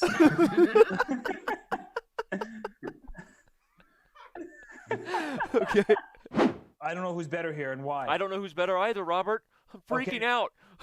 I think it's a draw. I think with best play it's a draw because you're Probably best play is a draw. King D5. The knight was almost trapped. So you actually Yeah, he should have played King D5. Not sure why Hikaru went for this. He's going to settle on the draw, unless he's got to win with H3 and a G-pawn. He's got to Holy win. freaking H3, Lord. G1. Oh my God. Oh What? my. Oh my God, what a swindle. Oh my That was God. so... I almost cursed on Chess.com TV for the first time in my life. Honestly, it might have been winning at that point because the bishop cut the king off, and if the king could run to H2 like that, it might have just Maybe been he winning. was winning the whole time. Did Hikaru have the foresight to see that idea? I don't know. Oh my gosh. Very, very nice technique here. You could even consider giving up the bishop for that pawn, and it was probably winning. Yeah. But this is going to be pretty straightforward. In fact, you have the bishop of the right color corner, so it should just be easy money, as they say. Oh my God! Oh Oh my God! my God! Oh my God! Oh my God! What in the world? Oh my God! I saw Oh that my coming. God. I was gonna make a comment about the king on H8. You had no more moves. So you always. Oh my God! That was the best thing that's happened all day. Is now up a game, and again, remember everybody, at 6 games wins a set. Those asking in the chat, well, then how long does the match go? Well, one of the most exciting things about high-level tennis, tennis, 40th slip. Whoa. It's a tennis match. Yeah, Our I don't next even know how to concept respond is to that. tennis. The open king got him down on time in bullet, and I think Levon's going to convert. She's a lady on D1, so he has to give back the knight. Take that pawn in there, queen Yep, E8. anything's Oh, good bishop enough. E4. Unless he gets mated. It's real quick. No, he's Oh gonna my mate. gosh. There's Bishop no D5, and he's got mate in 1. Oh! Oh, he loses on the clock. Oh my gosh. Because the queen. Can somebody can give run me something to chew on? it. I want to queen- bite something. But look at that. 93. 93. It's also threatening mate on Rook F1. F1, He it's misses mate. it. Rook It's F1 mate. is made. It's And he's mate. going to the quarterfinals, it. semifinals. Oh my God. Maxime raises his hands. Maxime. Oh my gosh. Alexei. What an Olivia. epic match. Oh. Holy man. crap. Pawns of blunders. The mate on F1, and it was the checkmate previously set up by the Forky moat heard around the world. Queen E2 was the my only move to guard the mate. Okay, he would have gone down the exchange, but still chances. He plays Queen D2, and the reason it was over, everybody, is Rook F1. The only option was to trade. Maxime would have delivered the goods, but the eagle has landed, and we now know who all of our semifinals competitors will be. Queen going. Ooh, Rook takes it's F7 is overworked. devastating. It's overworked. Rook Yeah, takes the- F7 is the next move. Oh it's no. Ouchtown. Population Bortnik. Queen E6. Just play Queen E6. Oh, Queen D8. no, Queen D8 prevents the Wow. Rook takes F7. Wow, what a pin. What a nice find. Yeah, But Hikaru renews it. He puts the queen on c5. Look for rook takes f7, followed by bishop takes d5. rook f7, Discovering discoveries. We just discovered some discoveries, OMGs or snaps. Oh man. Bishop takes d5 check, still good, maybe, but What he's is a also got a pin? whole lot of time on the clock here. And Whoa. rook to d7. It's sick. Bortnick shakes his head. How could you find that with only a few seconds? That's I unbelievable. don't know, but he does it all the time. It's so frustrating. Like, what are you supposed to do? He's not doing this quickly enough. No, he's not. No, he's not. He's only got 7 more moves. Can he do it? Oh, it's Oh, he mate. did it! He did it! Queen g4 mate! He He did it! No, No, he missed it! Knight He f3, missed the knight queen f3. He got it! He did it! He did it! Oh my! What a legend! Oh my God! How did he pull that off? Offering you some lessons. Do you want to take some bullet lessons from me? Well, that's a very generous offer. Considering the fact that maybe bullet is the only thing that you can teach me. And not just in chess. That's right. That's right. But what do you think? You want to play some more bullet? I mean, like we can do this more often. The thing is, I believe that bullet is fun, but there are so many other fun things that can last longer than 1 minute. So. Are you sure about that? And since I play very little, you know my choice. Danny, you still alive over there? Sorry, you got me with that one. Okay.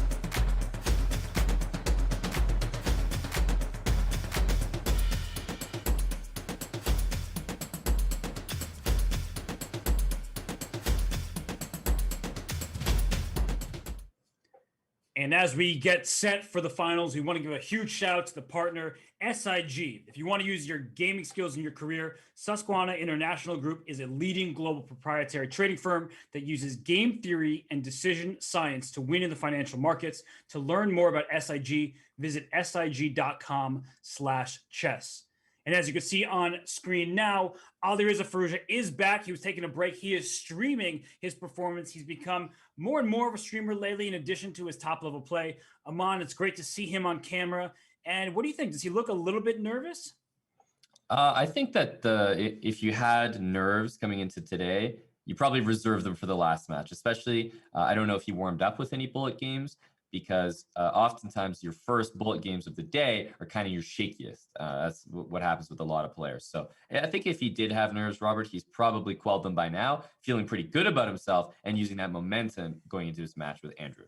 And he did just defeat Hikaru Nakamura 10-8, and he moved on to face Andrew Tang, who's had quite a breather. He's been waiting for this finals matchup, and we have Andrew on screen with Alireza as we're set up here. Andrew, I wonder if this hurt him, because after beating Danya in that very close match, he's probably feeling good. And in bullet, you want to be in the flow. You want to keep going, and having to wait for a while like this, maybe he's out of his rhythm. I agree. I think that is a very valid point, and it would probably throw me off. I think I'd rather be Firouzja in this situation, because you just had your match. So I think that you're more in the rhythm. And of course, I'd rather be Firouzja because he's wearing some Chess Bra merch as well, Robert. Looks like that plus 200 ELO I was talking about might have paid off last match. Oh, that C9 gear doesn't look too bad either. So Andrew Tang repping his esports org, and we're off. I see the first game is just starting here, and Andrew gets the white pieces. These are two of the highest rated bullet players on the site. Actually, Firouzja has taken the #1 spot. But how do you like the start of the game here, where black is castle, white's king goes the other way? Well, I'm familiar with this line as pretty dangerous for black, actually, this long castle idea. And, you can see what's going to happen. Moves like F4, bishop D3, knight F5, and just throw everything you've got at the king side. It can be more dangerous than you think. That's true. And, well, Andrew up a few seconds here now, over 5, so that's looking good for him. So kind of bishop C3, knight E4, B5. Look at Alireza play on the queen side over here. I don't see the attack against the king. That's why he plays G4. And I guess G5 is maybe just, it plays rook G1. Maybe that's a little slow, though. It could be. G5 and knight H6. It almost looks like that's the idea behind rook G1. And he takes an F5, and he just brings his knight right back. So that way his knight wasn't blocking the bishop that was on C8. Now the opening of the queen side. Oh, gosh, I'm worried about Andrew's king. I don't see the checkmate ideas for white, especially now that bishop D3 is out of the cards. Yeah, he's hitting the rook on G3. Well, we see rook H3, and G6 is defending against that idea for the moment. This is a very hectic game, and Andrew's up 10 seconds, so doing very well on the clock, trying to attack Firouzja's king, but we just saw what Firouzja can do even when he's down 10 seconds. Yeah, and knight B3 is coming in. That bishop's very valuable on D2 as well, if you want to even take that. Oh, yeah, this looks like it's much clearer how black proceeds. You can put a rook on B8, that's what he does. You could take on D2, take on C3, knight A4, just keep going with the attack. He trades queens first because the attack for black still exists.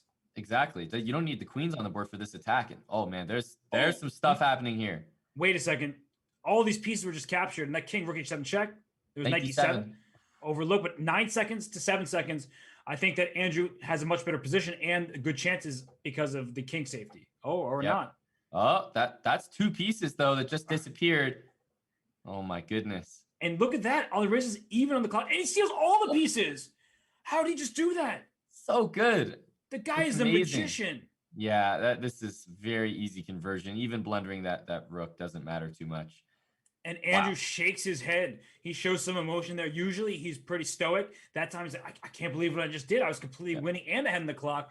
And this is a wild start to a great finals. Yeah, and we saw, look forward to more of those time scrambles, Robert, because we're going to see them go exactly like that. One guy is going to completely embarrass the other one and just look like a total magician, and it's not going to be the same guy every time. It's a dangerous start for Andrew. Of course, he lost the game, so that's a bad start. But I think because Firouzja is the stronger player in terms of classical chess, Andrew needs to make the most of those scrambles. Mm-hmm. Yep, that's a good point here. Rook C5. I mean, I feel like white's full commit on the queen side. I'm starting to worry about the other side of the board. Yeah, you can't just go all in on the c file when the king side is being opened up here. And I like the way Andrew's playing this. Really great. Just bishop f8 traps the rook on c5. And he just overlooked basically that sneaky move, rook d8. It was actually guarding the d pawn to enable bishop to f8. Yeah, rook d8 didn't even look like it did anything, but you're right. It helped trap the rook there with queen c2, rook g5. Wait, this doesn't look very safe for the black king.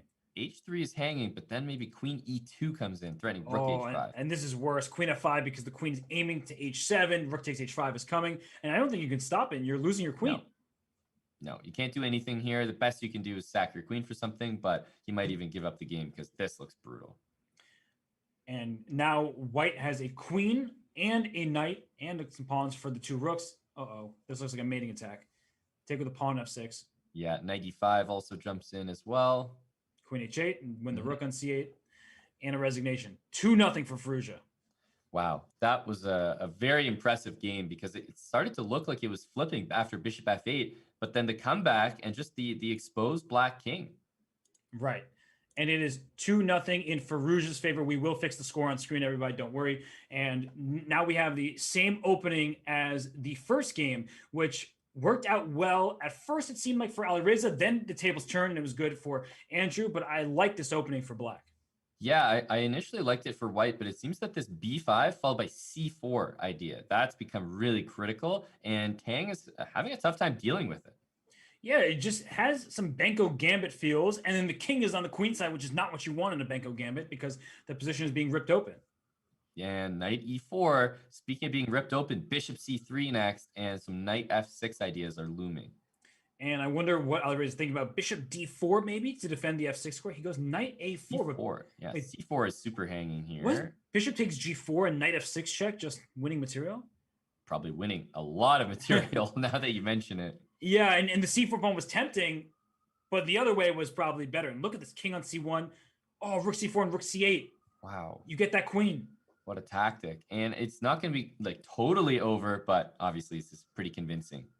Yes, although this knight f6 check idea is still available for white. So plays queen g7, threatening queen takes d4. Jeez. He doesn't even want to take the queen yet. So queen a1? Yep, queen a1 looks good. Okay, knight c3. Well, wow, rook a4 and the knight g4 is lost. Oh, but then this b2 check at the end. b2. What a situation here. Alireza just making this tricky. Andrew's spending too much time. He's down to 7 seconds. Way too much time. And where's that king going? And queen f2 check is now a threat. Nice move 92. It doesn't matter. I think at some point Alireza stopped calculating because his move, queen threatening on b2, was enough to win this game. And Andrew's shaking his head. He is not enjoying this final here.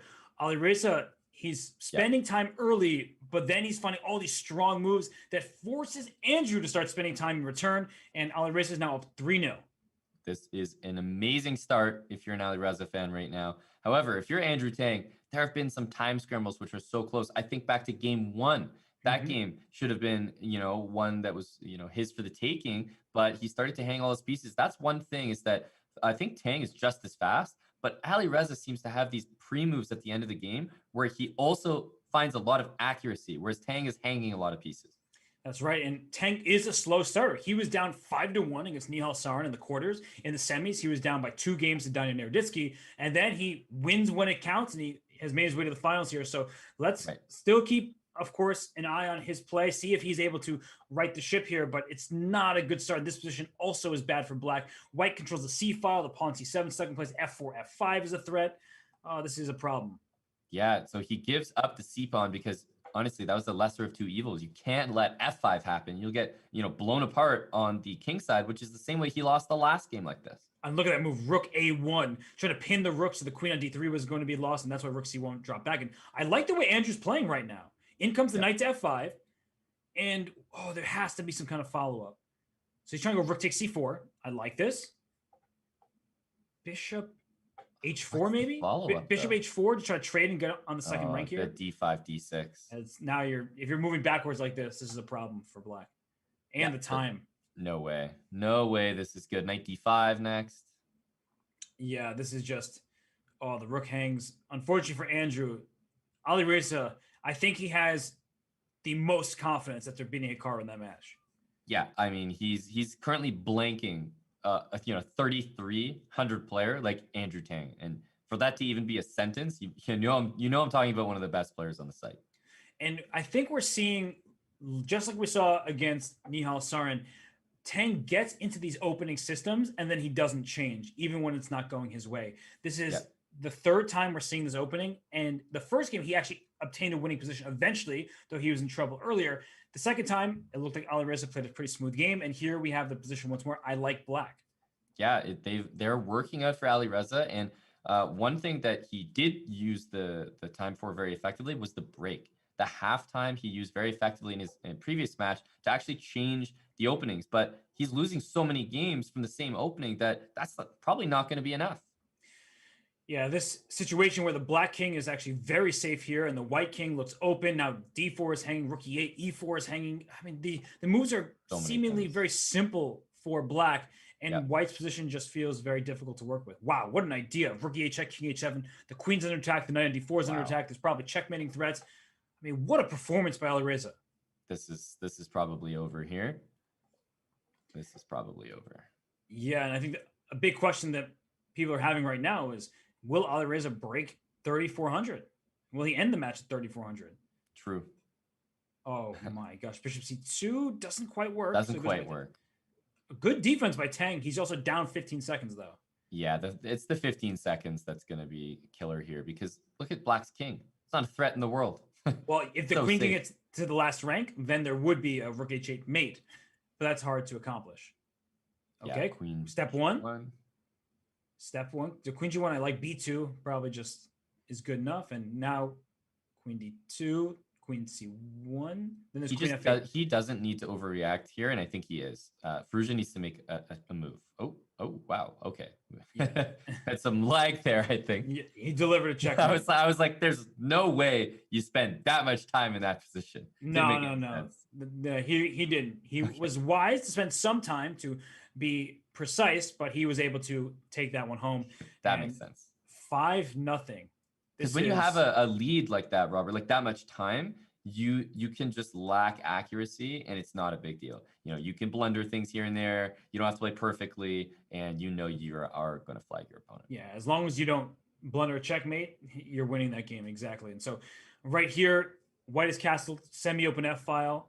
Tend to like these positions for white. Look at the knight on a5. It's off to the side. Not getting back into the game anytime soon. Oh, okay. Maybe I spoke too soon. You're doing your thing again, Robert. I'm doing that. I talk about a piece that's not good. It immediately improves. So rook a7 is possible. He goes here. That way he can go knight e4 once the knight moves.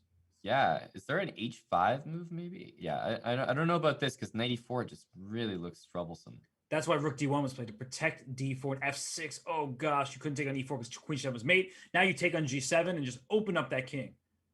He's trying to say after g6, h5 that you're regretting that, but I'm not so sure.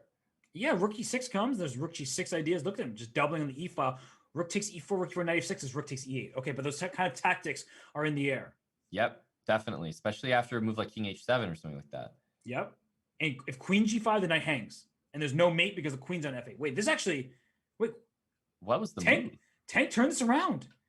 I don't even know what the move was there. I think the move was queen h3 because the knight on d7 was... Wow. Be hanging. Okay. But to see queen h3 was a ridiculous looking move. Now Tang is up a rook and a knight, and he's back, everybody. He's back. Rook e1's mate. Okay, so stop queen d4. Okay, well, that's not going to do the trick. And that will be a win. Tang getting on the board. Now, we have seen, a comeback from, 5-1. This one's 5-0. Now it's 5-1. I think this one counts. I've seen Tang do this before, and I think he won the game at the right time to make a comeback. What did we just see? What was this? There's a G pawn missing for both sides, but for white is down a pawn. So there's some early G4 here. D4, knight f6, G4, a common bullet opening, actually. So you just play E4 right after and take the center. Known as the Gibbons-Weidenhagen Gambit accepted. I have never heard of this. I think I was better off not knowing about it. But black's position here, you're up a pawn, but your king is still in the center. If you castle queenside, your king will not be safe over there either. So I actually kind of like this from a practical point of view. Yeah, no, especially in bullet, it's very, very tough to handle. Knight f4, maybe sack on g6 or e6. And knight b5 at some moment. Okay, castle queenside, now's the right time.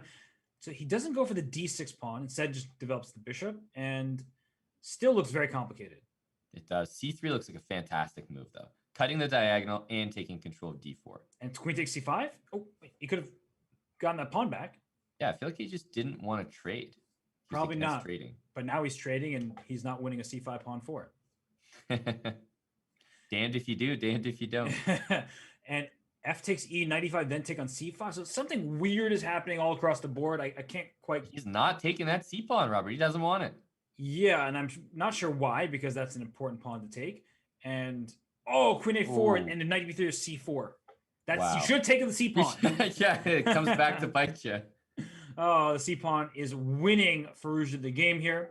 Just queen c6, trade queens, and you're up in exchange and have some passed pawns. Although the time situation.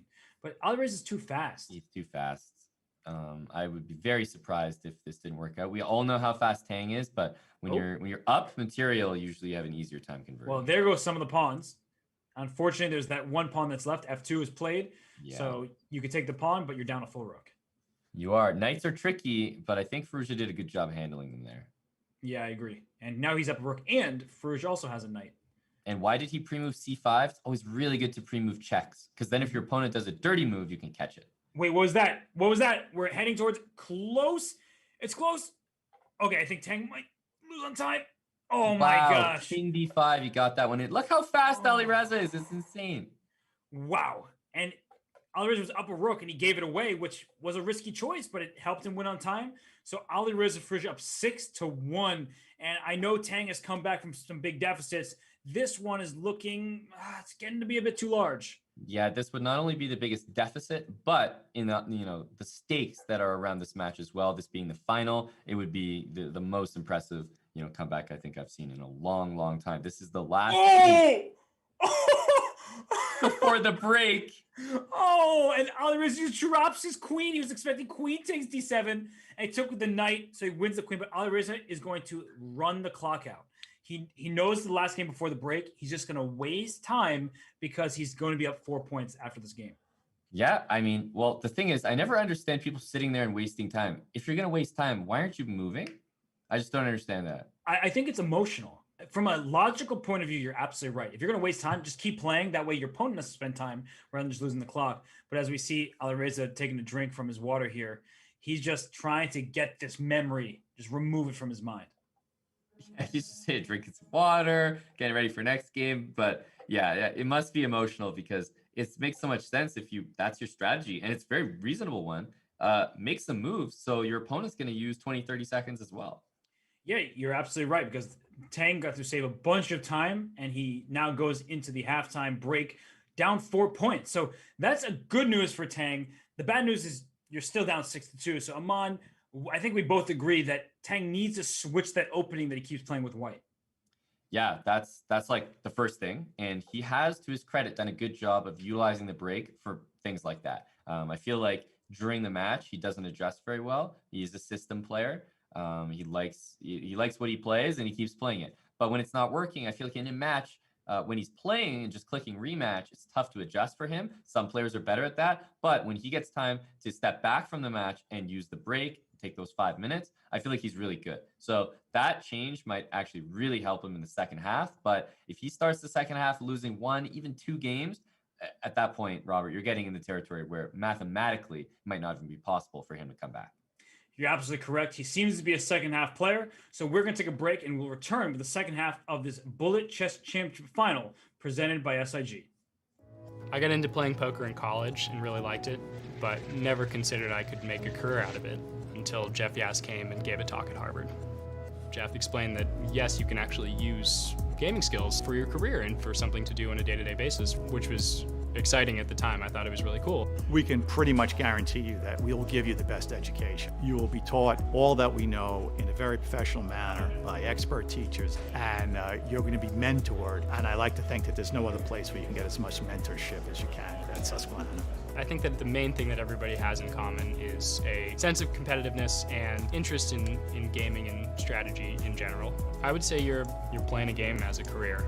It's very satisfying to me that we've been able to employ so many people, give them not just an opportunity to make a lot of money, but to be with the smartest people in the world and to have a lot of fun and make a lot of friends and create a culture of reason.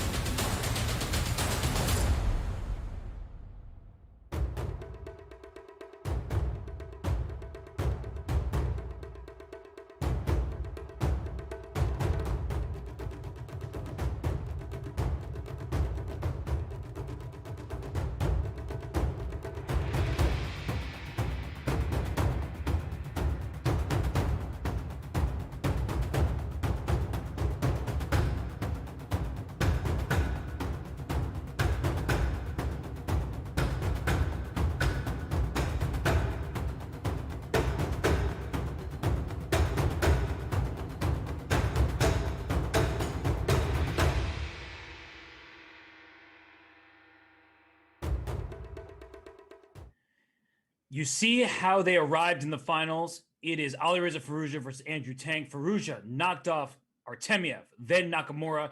Tang defeated Nihal Sarin and Daniel Naroditsky just to make their way here.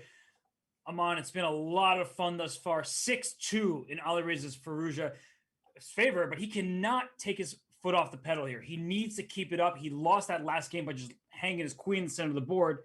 Yeah, I think he should be the heavy favorite, obviously, but what can go wrong for him? Where are the possibilities for Tang? Well, number one is overconfidence. And I think that also plays into the fact that the players are underway. Also plays into the fact that Tang, you mentioned, is a second half player. He always has a better second half than a first half, it seems, no matter what. And if Firouzja starts to get a little overconfident, like, yeah, this match is in the bag, I can drop a few games here and there, any type of that mentality, and it gets out of hand. What is this? I mean, we said not to play the same opening, and he just had to block a pin of his queen with his rook, and the bishop doesn't even need to take the rook on d3. That's how good Firouzja's position is. Yeah, so I think Ali Reza is going to be okay this game. I mean, at least that's my initial feeling, because how do you play the same opening and then get a worse position than any time you've played it before? Yeah, I wonder if, looking at Tang's face, if he's kind of just like resigned to the fact that he's in trouble here, but this is the worst possible position he could get out of the break, where he plays the same opening and he's down in exchange with no compensation. It's true. That's perfectly summed up there. And I feel like he might be just going on a little bit of bullet tilt at this point. Yeah. And one of the problems is, that there's a time limit. If you're playing against somebody like Danya or against Firouzja, but you're just playing on stream and you'll play until you feel like stopping, then you can get back in the swing of things. Here, that there's only a finite amount of time, and well, it's not looking good for Tang. No, it's not. As we see Rook F5, like some energetic moves from Tang coming out, developing with tempo, but it's just not enough. I mean, the knights are going to coordinate Knight G5. Everything's protected here. Look how solid Black's position is. And White's only chance is to use those light squares. Okay, the knight got into F4, but the problem is you don't have safe pawns. The D5 pawn will be lost as soon as the knight moves. So there's just not a really easy. Okay, taking on. Don't have time either. That's the problem. I thought Queen H7, but there's knight on G5. Yeah, I also thought the same thing. So Queen back. I'll play knight E6 at some point, I think. Yeah, okay. There's the queen trade, and that should be GG. With 4 seconds left, this would be too impressive if we see the and Rook takes B2, giving up the rook for the check.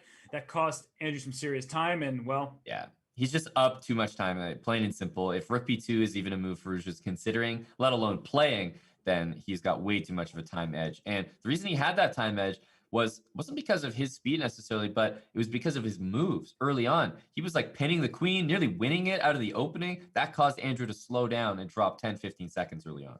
Yes, and now, well, it looks like Andrew drops a pawn in the center of the board, plays F5. He's playing energetically, used that word in the previous game. Unfortunately, he's down material, so he can play with all the energy he wants. If he's dropping pieces, that might not help his cause. It's true. It's not going to cover it now. Something like Bishop G4 and like sacking on F3. Big idea here. But nice move E5 to shut that bishop off from the H2 square. Oh, you block on D5 with the rook, which somehow survives because the bishop on C5 is in, but barely. Barely is a great word for this position, because Bishop C5 guarded by the rook, which is guarded by the pawn. And look at, what are these rooks in this position doing? I'm going to say Black's rook looks better than White's rook does, but the rook on G3 now looks useful. So, okay, good tactical vision by Tang. The F3 square, you could take doubling White's pawns there, but he wants to keep the bishop. He wants to keep the threats alive, the F2 square in particular. Wait, can you just take on F3? Well, he can take it now. I'm wondering how that endgame is. He doesn't go for it, but he could have won a pawn. Definitely seems like it. There's no way they repeat here. Well, now E7 just wins the rook on F4. Wow. That should be game. Yes.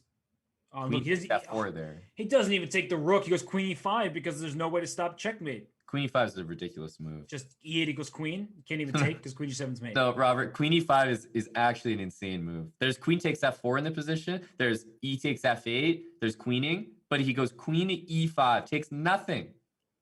Yeah, which means that maybe the only better move there was Queen C3, where you do the same thing, but on a less active square. But either way, that was really impressive game there by Firouzja. He's now up 8-2 with just under 10 minutes remaining. There still is a mathematical possibility if Tang goes on a 6-game winning streak. Good luck doing that against Alireza Firouzja. Yeah, and if you want to talk about winning streaks, it has to start right now. His position does look like one that he could press, especially after Knight D4, but we have to start talking about winning every single game from here on out. Okay, but this looks like a win for White right now. Queen F3 check, take on E4. Where's the Knight C5 check? Knight C5. Yeah, that queen's not defended. Oh, you have to see Knight C5. Andrew. He takes it's there. Still there. It's still there. It's still available, but this still should be winning. The queen can't go to C6 with Knight A5. Now Knight C5 again, and this time it's protected. It's protected.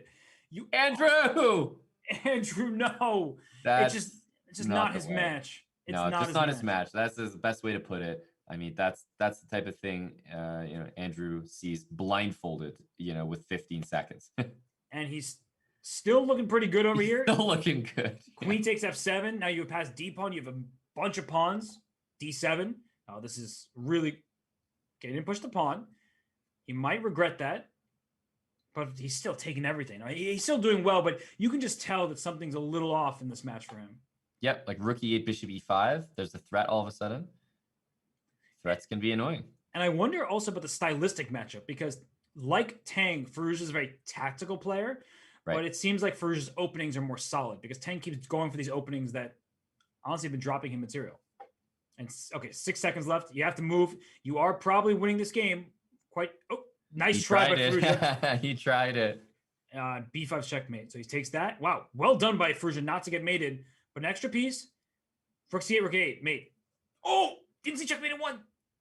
And that would be stalemate except for the H pawn. Oh man. So listen, I'm happy that Andrew got that game because he deserved one here or there, and that was a good game. But man, if anything, I'm just happy that this might be a closer match if he starts to come back right now, because that tactic missed on c5 was too much. It was too much. You don't expect that from Tang, and he does get the W. Unfortunately for him, down 5 points still. 7.5 minutes. Like, he does have a mathematical chance. It's just super unlikely, and he needs to keep winning. No choice. Yeah, and if you're Alireza, with a lead like this, I think you can already start to be just hyper conscious of the match clock. That is a very viable strategy, and I think it might just work if you take every game to more or less the limit. And, well, the structure's about to open up. I get the feeling that this is going to be good for white. Knight d5 looks good. Yeah. Bishop on b3 looks excellent as well. And he plays rook to c. That rook to c1. If I was going to move rook, it would have been the e rook to c1 first. He ends up getting away with it because the rook couldn't go to c8 and knight e7 check. That's right. King h7. So, I mean, obviously 2 bishops here for black, but these are not the type of 2 bishops that you talk about in the books. No. And all right, good effort thus far. If you trade rooks, there's queen c1 check, things like that. So white needs to be careful. And actually, the lead on the clock is pretty substantial for Tang. It is. It is. Tang's going back to what he is very good at, which is starting to build up that lead earlier. A lot of players, I think, are a bit faster than him, more accurate at the end of the game. Tang, he builds it up earlier. He's very sneaky with it. And he stole the e4 pawn. Bishop coming to b7. That king on g2, not very happy. No. Bishop. Ooh, g4 is hanging as well. Knight e5. Queen e8's mate. Oh, my goodness. That pawn on b5 is actually perfectly placed. It's incredible. And Tang he can't. Tang probably can't believe it. Like, that's just the worst. It's just the worst feeling. It's forced mate. The game was going his way. Like, he was actually taking down Alireza in that one. He outplayed him, and then as soon as he gets a better position, loses sight of his king safety, and that's mate. Wow, he's back to this line, and at this point, I think it's mathematically out of hand. If Firouzja wants it to be. And based on what we saw in the Artemiev match, Firouzja's a guy who's very aware of the match clock. Yeah, he keeps a close eye on that. I don't think he'll be giving this match away or giving any extra games. He'll play it down to the wire. We saw him actually in the final game before the break. He lost on time because he knew that he should start getting rid of the remaining clock. So 5 minutes, 15 seconds remaining. Black's position looks good here as well. White's king is not very safe. So for all of this pieces jumping forward against the black king, it's always the white king that's in danger. Yeah, I don't know how that happened because the opening is supposed to be like, hey, white's attacking, but Alireza has made a point of being the one there first every game. Yeah, this is just not Tang's day. The opening's not working out for him. And, well, I think all credit to Alireza Firouzja because he defeated Hikaru Nakamura in a very stressful match, a very nerve-wracking match, and yet he comes right back after a brief recess, and then he just shows his might against Andrew Tang.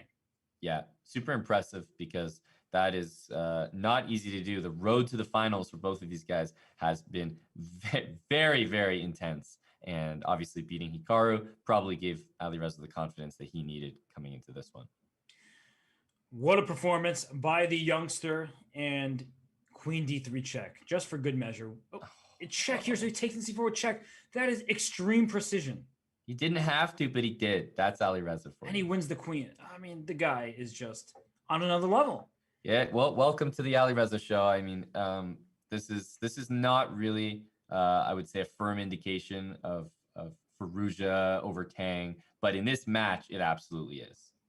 Yeah, we were just talking about that when Danya and Andrew played. They played each other so many times. Danya came into the match with a lead in their head-to-head record, and Tang defeated him. And now Alireza is going to take home this title, it looks like. And what a performance for Tang. You got to feel for the guy. He must have been pretty hyped after beating Danya. He's still going to leave with a nice payday, but he wanted that title. He did. And I think everyone in this tournament could say the same thing. Obviously, everyone's a competitor here, and we're playing for cash money. So obviously, everything's on the line. And there's no money split by win percentage, so you'll just get the second place prize if you're Andrew Tang. 3 minutes and change remaining, 10-3 score. And I'm looking at the ratings right now, 33.86 for Alireza Firouzja. Incredible. Like it is possible that he gets very close to 3,400 if he keeps his win streak up. And look at his pawns. I mean, his pawns just keep going. Yeah, hang on. Those can't be stopped. There's knight d5 check as well. Okay, so you can't move the bishop because rook h1 is made. So do not take on d3. Just don't play that move for. That's why you played g4. I think we might see h5, h4, but instead, obviously, takes the pawn, plays g5, and he's covering everything. And he's starting bishop f5 check. And so the king's going to dark squares because the rook just staring at each other through the bishop. Crazy. And he dropped the e pawn as well. Everything is falling apart here. Oh, bishop f5. Oh, my. Oh, he missed it. He had it for that one turn. Wow. Yeah, I think Tang might get this game as a result of that. Oh, the king walked in a light square. Now these knights are just look at They're everywhere. Okay, there's a discovered. Hang on, whoa. The knight, wait, the rook on b1's hanging. Those knights are tricky. What the heck's going on? Oh my gosh! Now the two knights are still there, but white is up an exchange and on the clock. Oh, rook c5. Nice move. Nice find there. Jeez.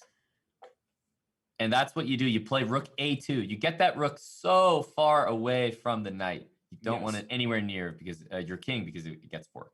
That's right. So that's why the rook is on the queen side. Oh my gosh, he flagged him. Win. He didn't need to play that rook move. Just any rook move would have done for a flag, but that move caught Andrew off guard, and another win for Alireza, who there's no way he gets 8 points for this win, is there? No, I don't think so. I can't believe that. That was exceptional. I think he was worried that he was going to lose on time, so that's why he took on g4 to make sure that he could not lose the game even if his time runs out. And he flagged Tang in the process, who was not expecting the sacrifice. And once again, we see this opening, but now the bishop on g4 is in trouble. It is, and there's just the pawns are gonna. Okay, this is maybe the best one we've seen from Andrew so far. I agree. Rook save e4. The best for last. Look at that move, just to take control of the center. Queen f5 is knight f6 check. So knight f6. Well, Tang's going to see that one, and it looks like, well, I was going to say he's going to go out on a win, but I think they're going to have one more game. It's funny because under other circumstances, you just let the clock run out, make a couple moves, and then the match is over. But when you're up by 7 points, let's get one more. Why not? It's fun. Yeah, at this point, both players know the overall result of this match. They know that Firouzja is obviously going to win this match, but hey, it's bullet chess, and these guys just love to play. And I see some people talking about this, and it is somewhat true when you say that Alireza shouldn't even have been here, because against Artemiev, Vladislav could have let the clock run out. And sometimes you see this in sports where the team or the person that just barely survives and quote unquote shouldn't be there, they're the one that go on to keep winning because, hey, now they're playing with house money. There's nothing at stake. There was like queen h7 check there, bishop h7, and the bishop hanging on b4. There was some nasty stuff available. That would have been a nice way to go out for Alireza, but he's looking for a brilliancy here. He just resigns because he says, okay, I'm out of here. Yeah, I'm down a piece. I don't see a checkmate for me. Whatever. I won the match. So this is the champion of the 2021 Bullet Chess Championship presented by SIG. It is Alireza Firouzja. I know there are many Firouzja fans out there. He is streaming live right now. You can go tune into his stream after this, of course. We are actually going to bring him on for an interview, so you will not want to miss that. And Aman, what can we say about that dazzling performance? First of all, take nothing away from Tang. He had an amazing showing in the Bullet Chess Championship. He made it to the final. He's walking away, patting his pockets with a nice second place prize of $6,000. And he obviously gave us tons of entertainment. That being said, don't forget about Ali Reza, because everything in this tournament he earned. He survived against Artemiev. That was probably the biggest scare. That's nothing on him. That's Artemiev not playing the match clock the way you should as a competitor. And he's going to take that opportunity. You mentioned it. He's going to make it count. Like if you get a chance in life, you got to make the most of it. And I would say coming back, beating Hikaru with a comeback victory, and then crushing Andrew Tang in the finals, I'd say that's making the most of it.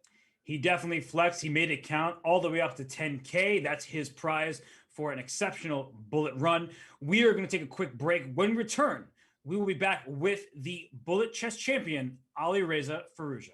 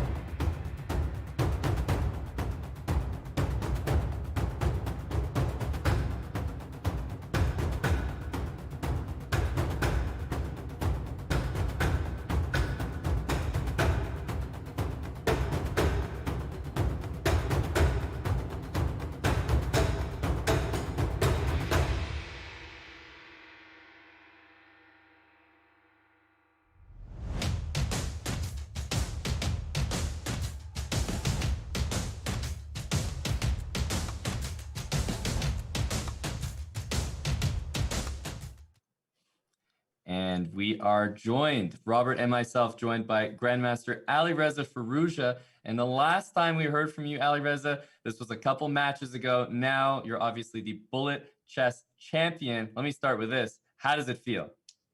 Yeah, it really feels great because I played 2 years in final and I lost. So I'm happy at least to get get the win this time. Yeah. Absolutely, Alireza. Congratulations. And I think the first question that really need to be asked, what went into your wardrobe decision today? How did you choose that shirt? Oh, I think it's very comfortable. So I didn't have more comfortable shirt than this. So that's an amazing question and an even better answer. Couldn't be a better answer. Yeah.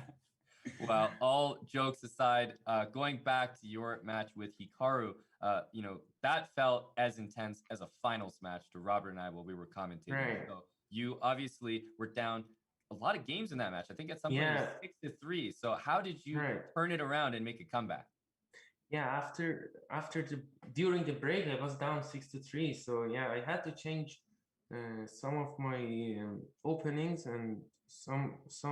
I thought I have to play more relaxed and play more like I'm playing like every day against Narditsky or like this. So that way, I thought I could have a chance at least. So yeah, I mean, have a chance, and you stormed back there. And going into the final game, you had a 1-point lead. You seem to be very aware of the match clock at all times. How are you feeling going into that game? And then when you had about 5 seconds left and he hung his rook, what was going through your mind?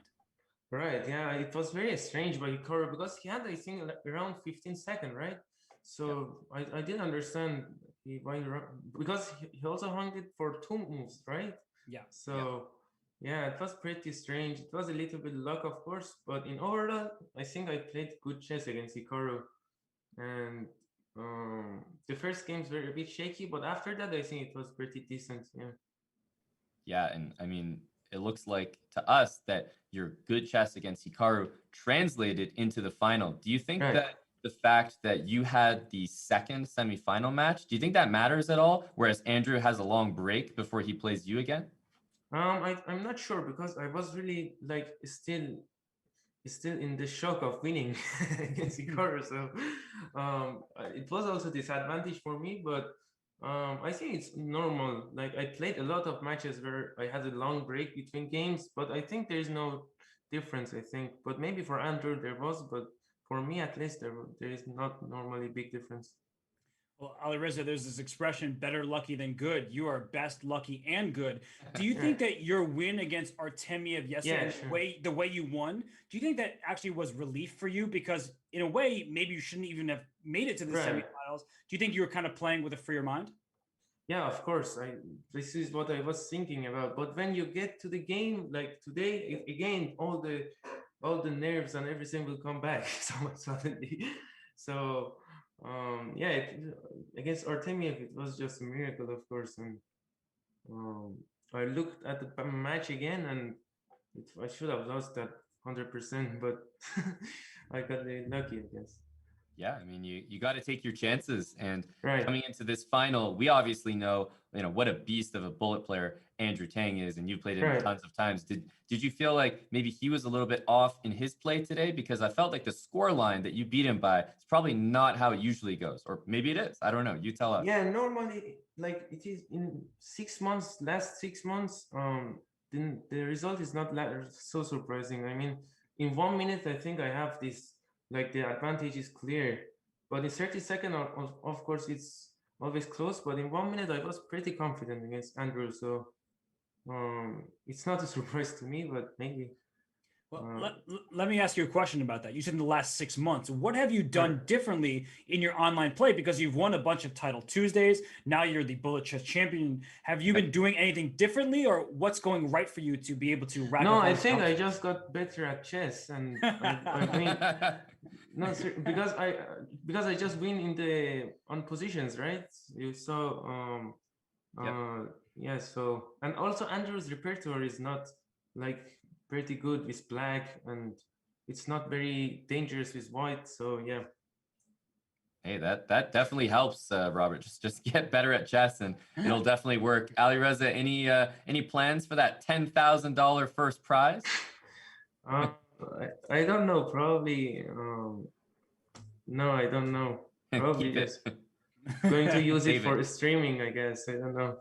Yeah, that's not a bad place to put it. I mean, Robert Yeah. was actually shouting you out during the broadcast, and it's a good reminder for people. You're streaming over there, twitch.tv. Alireza, any plans for the streams in the future? Is that a regular thing? Yeah, of course. We are streaming like every day, me and my brother in this channel, and we are doing a lot of good things, I guess. And we are also having YouTube, so we're putting the contents also there, so it's pretty good stuff.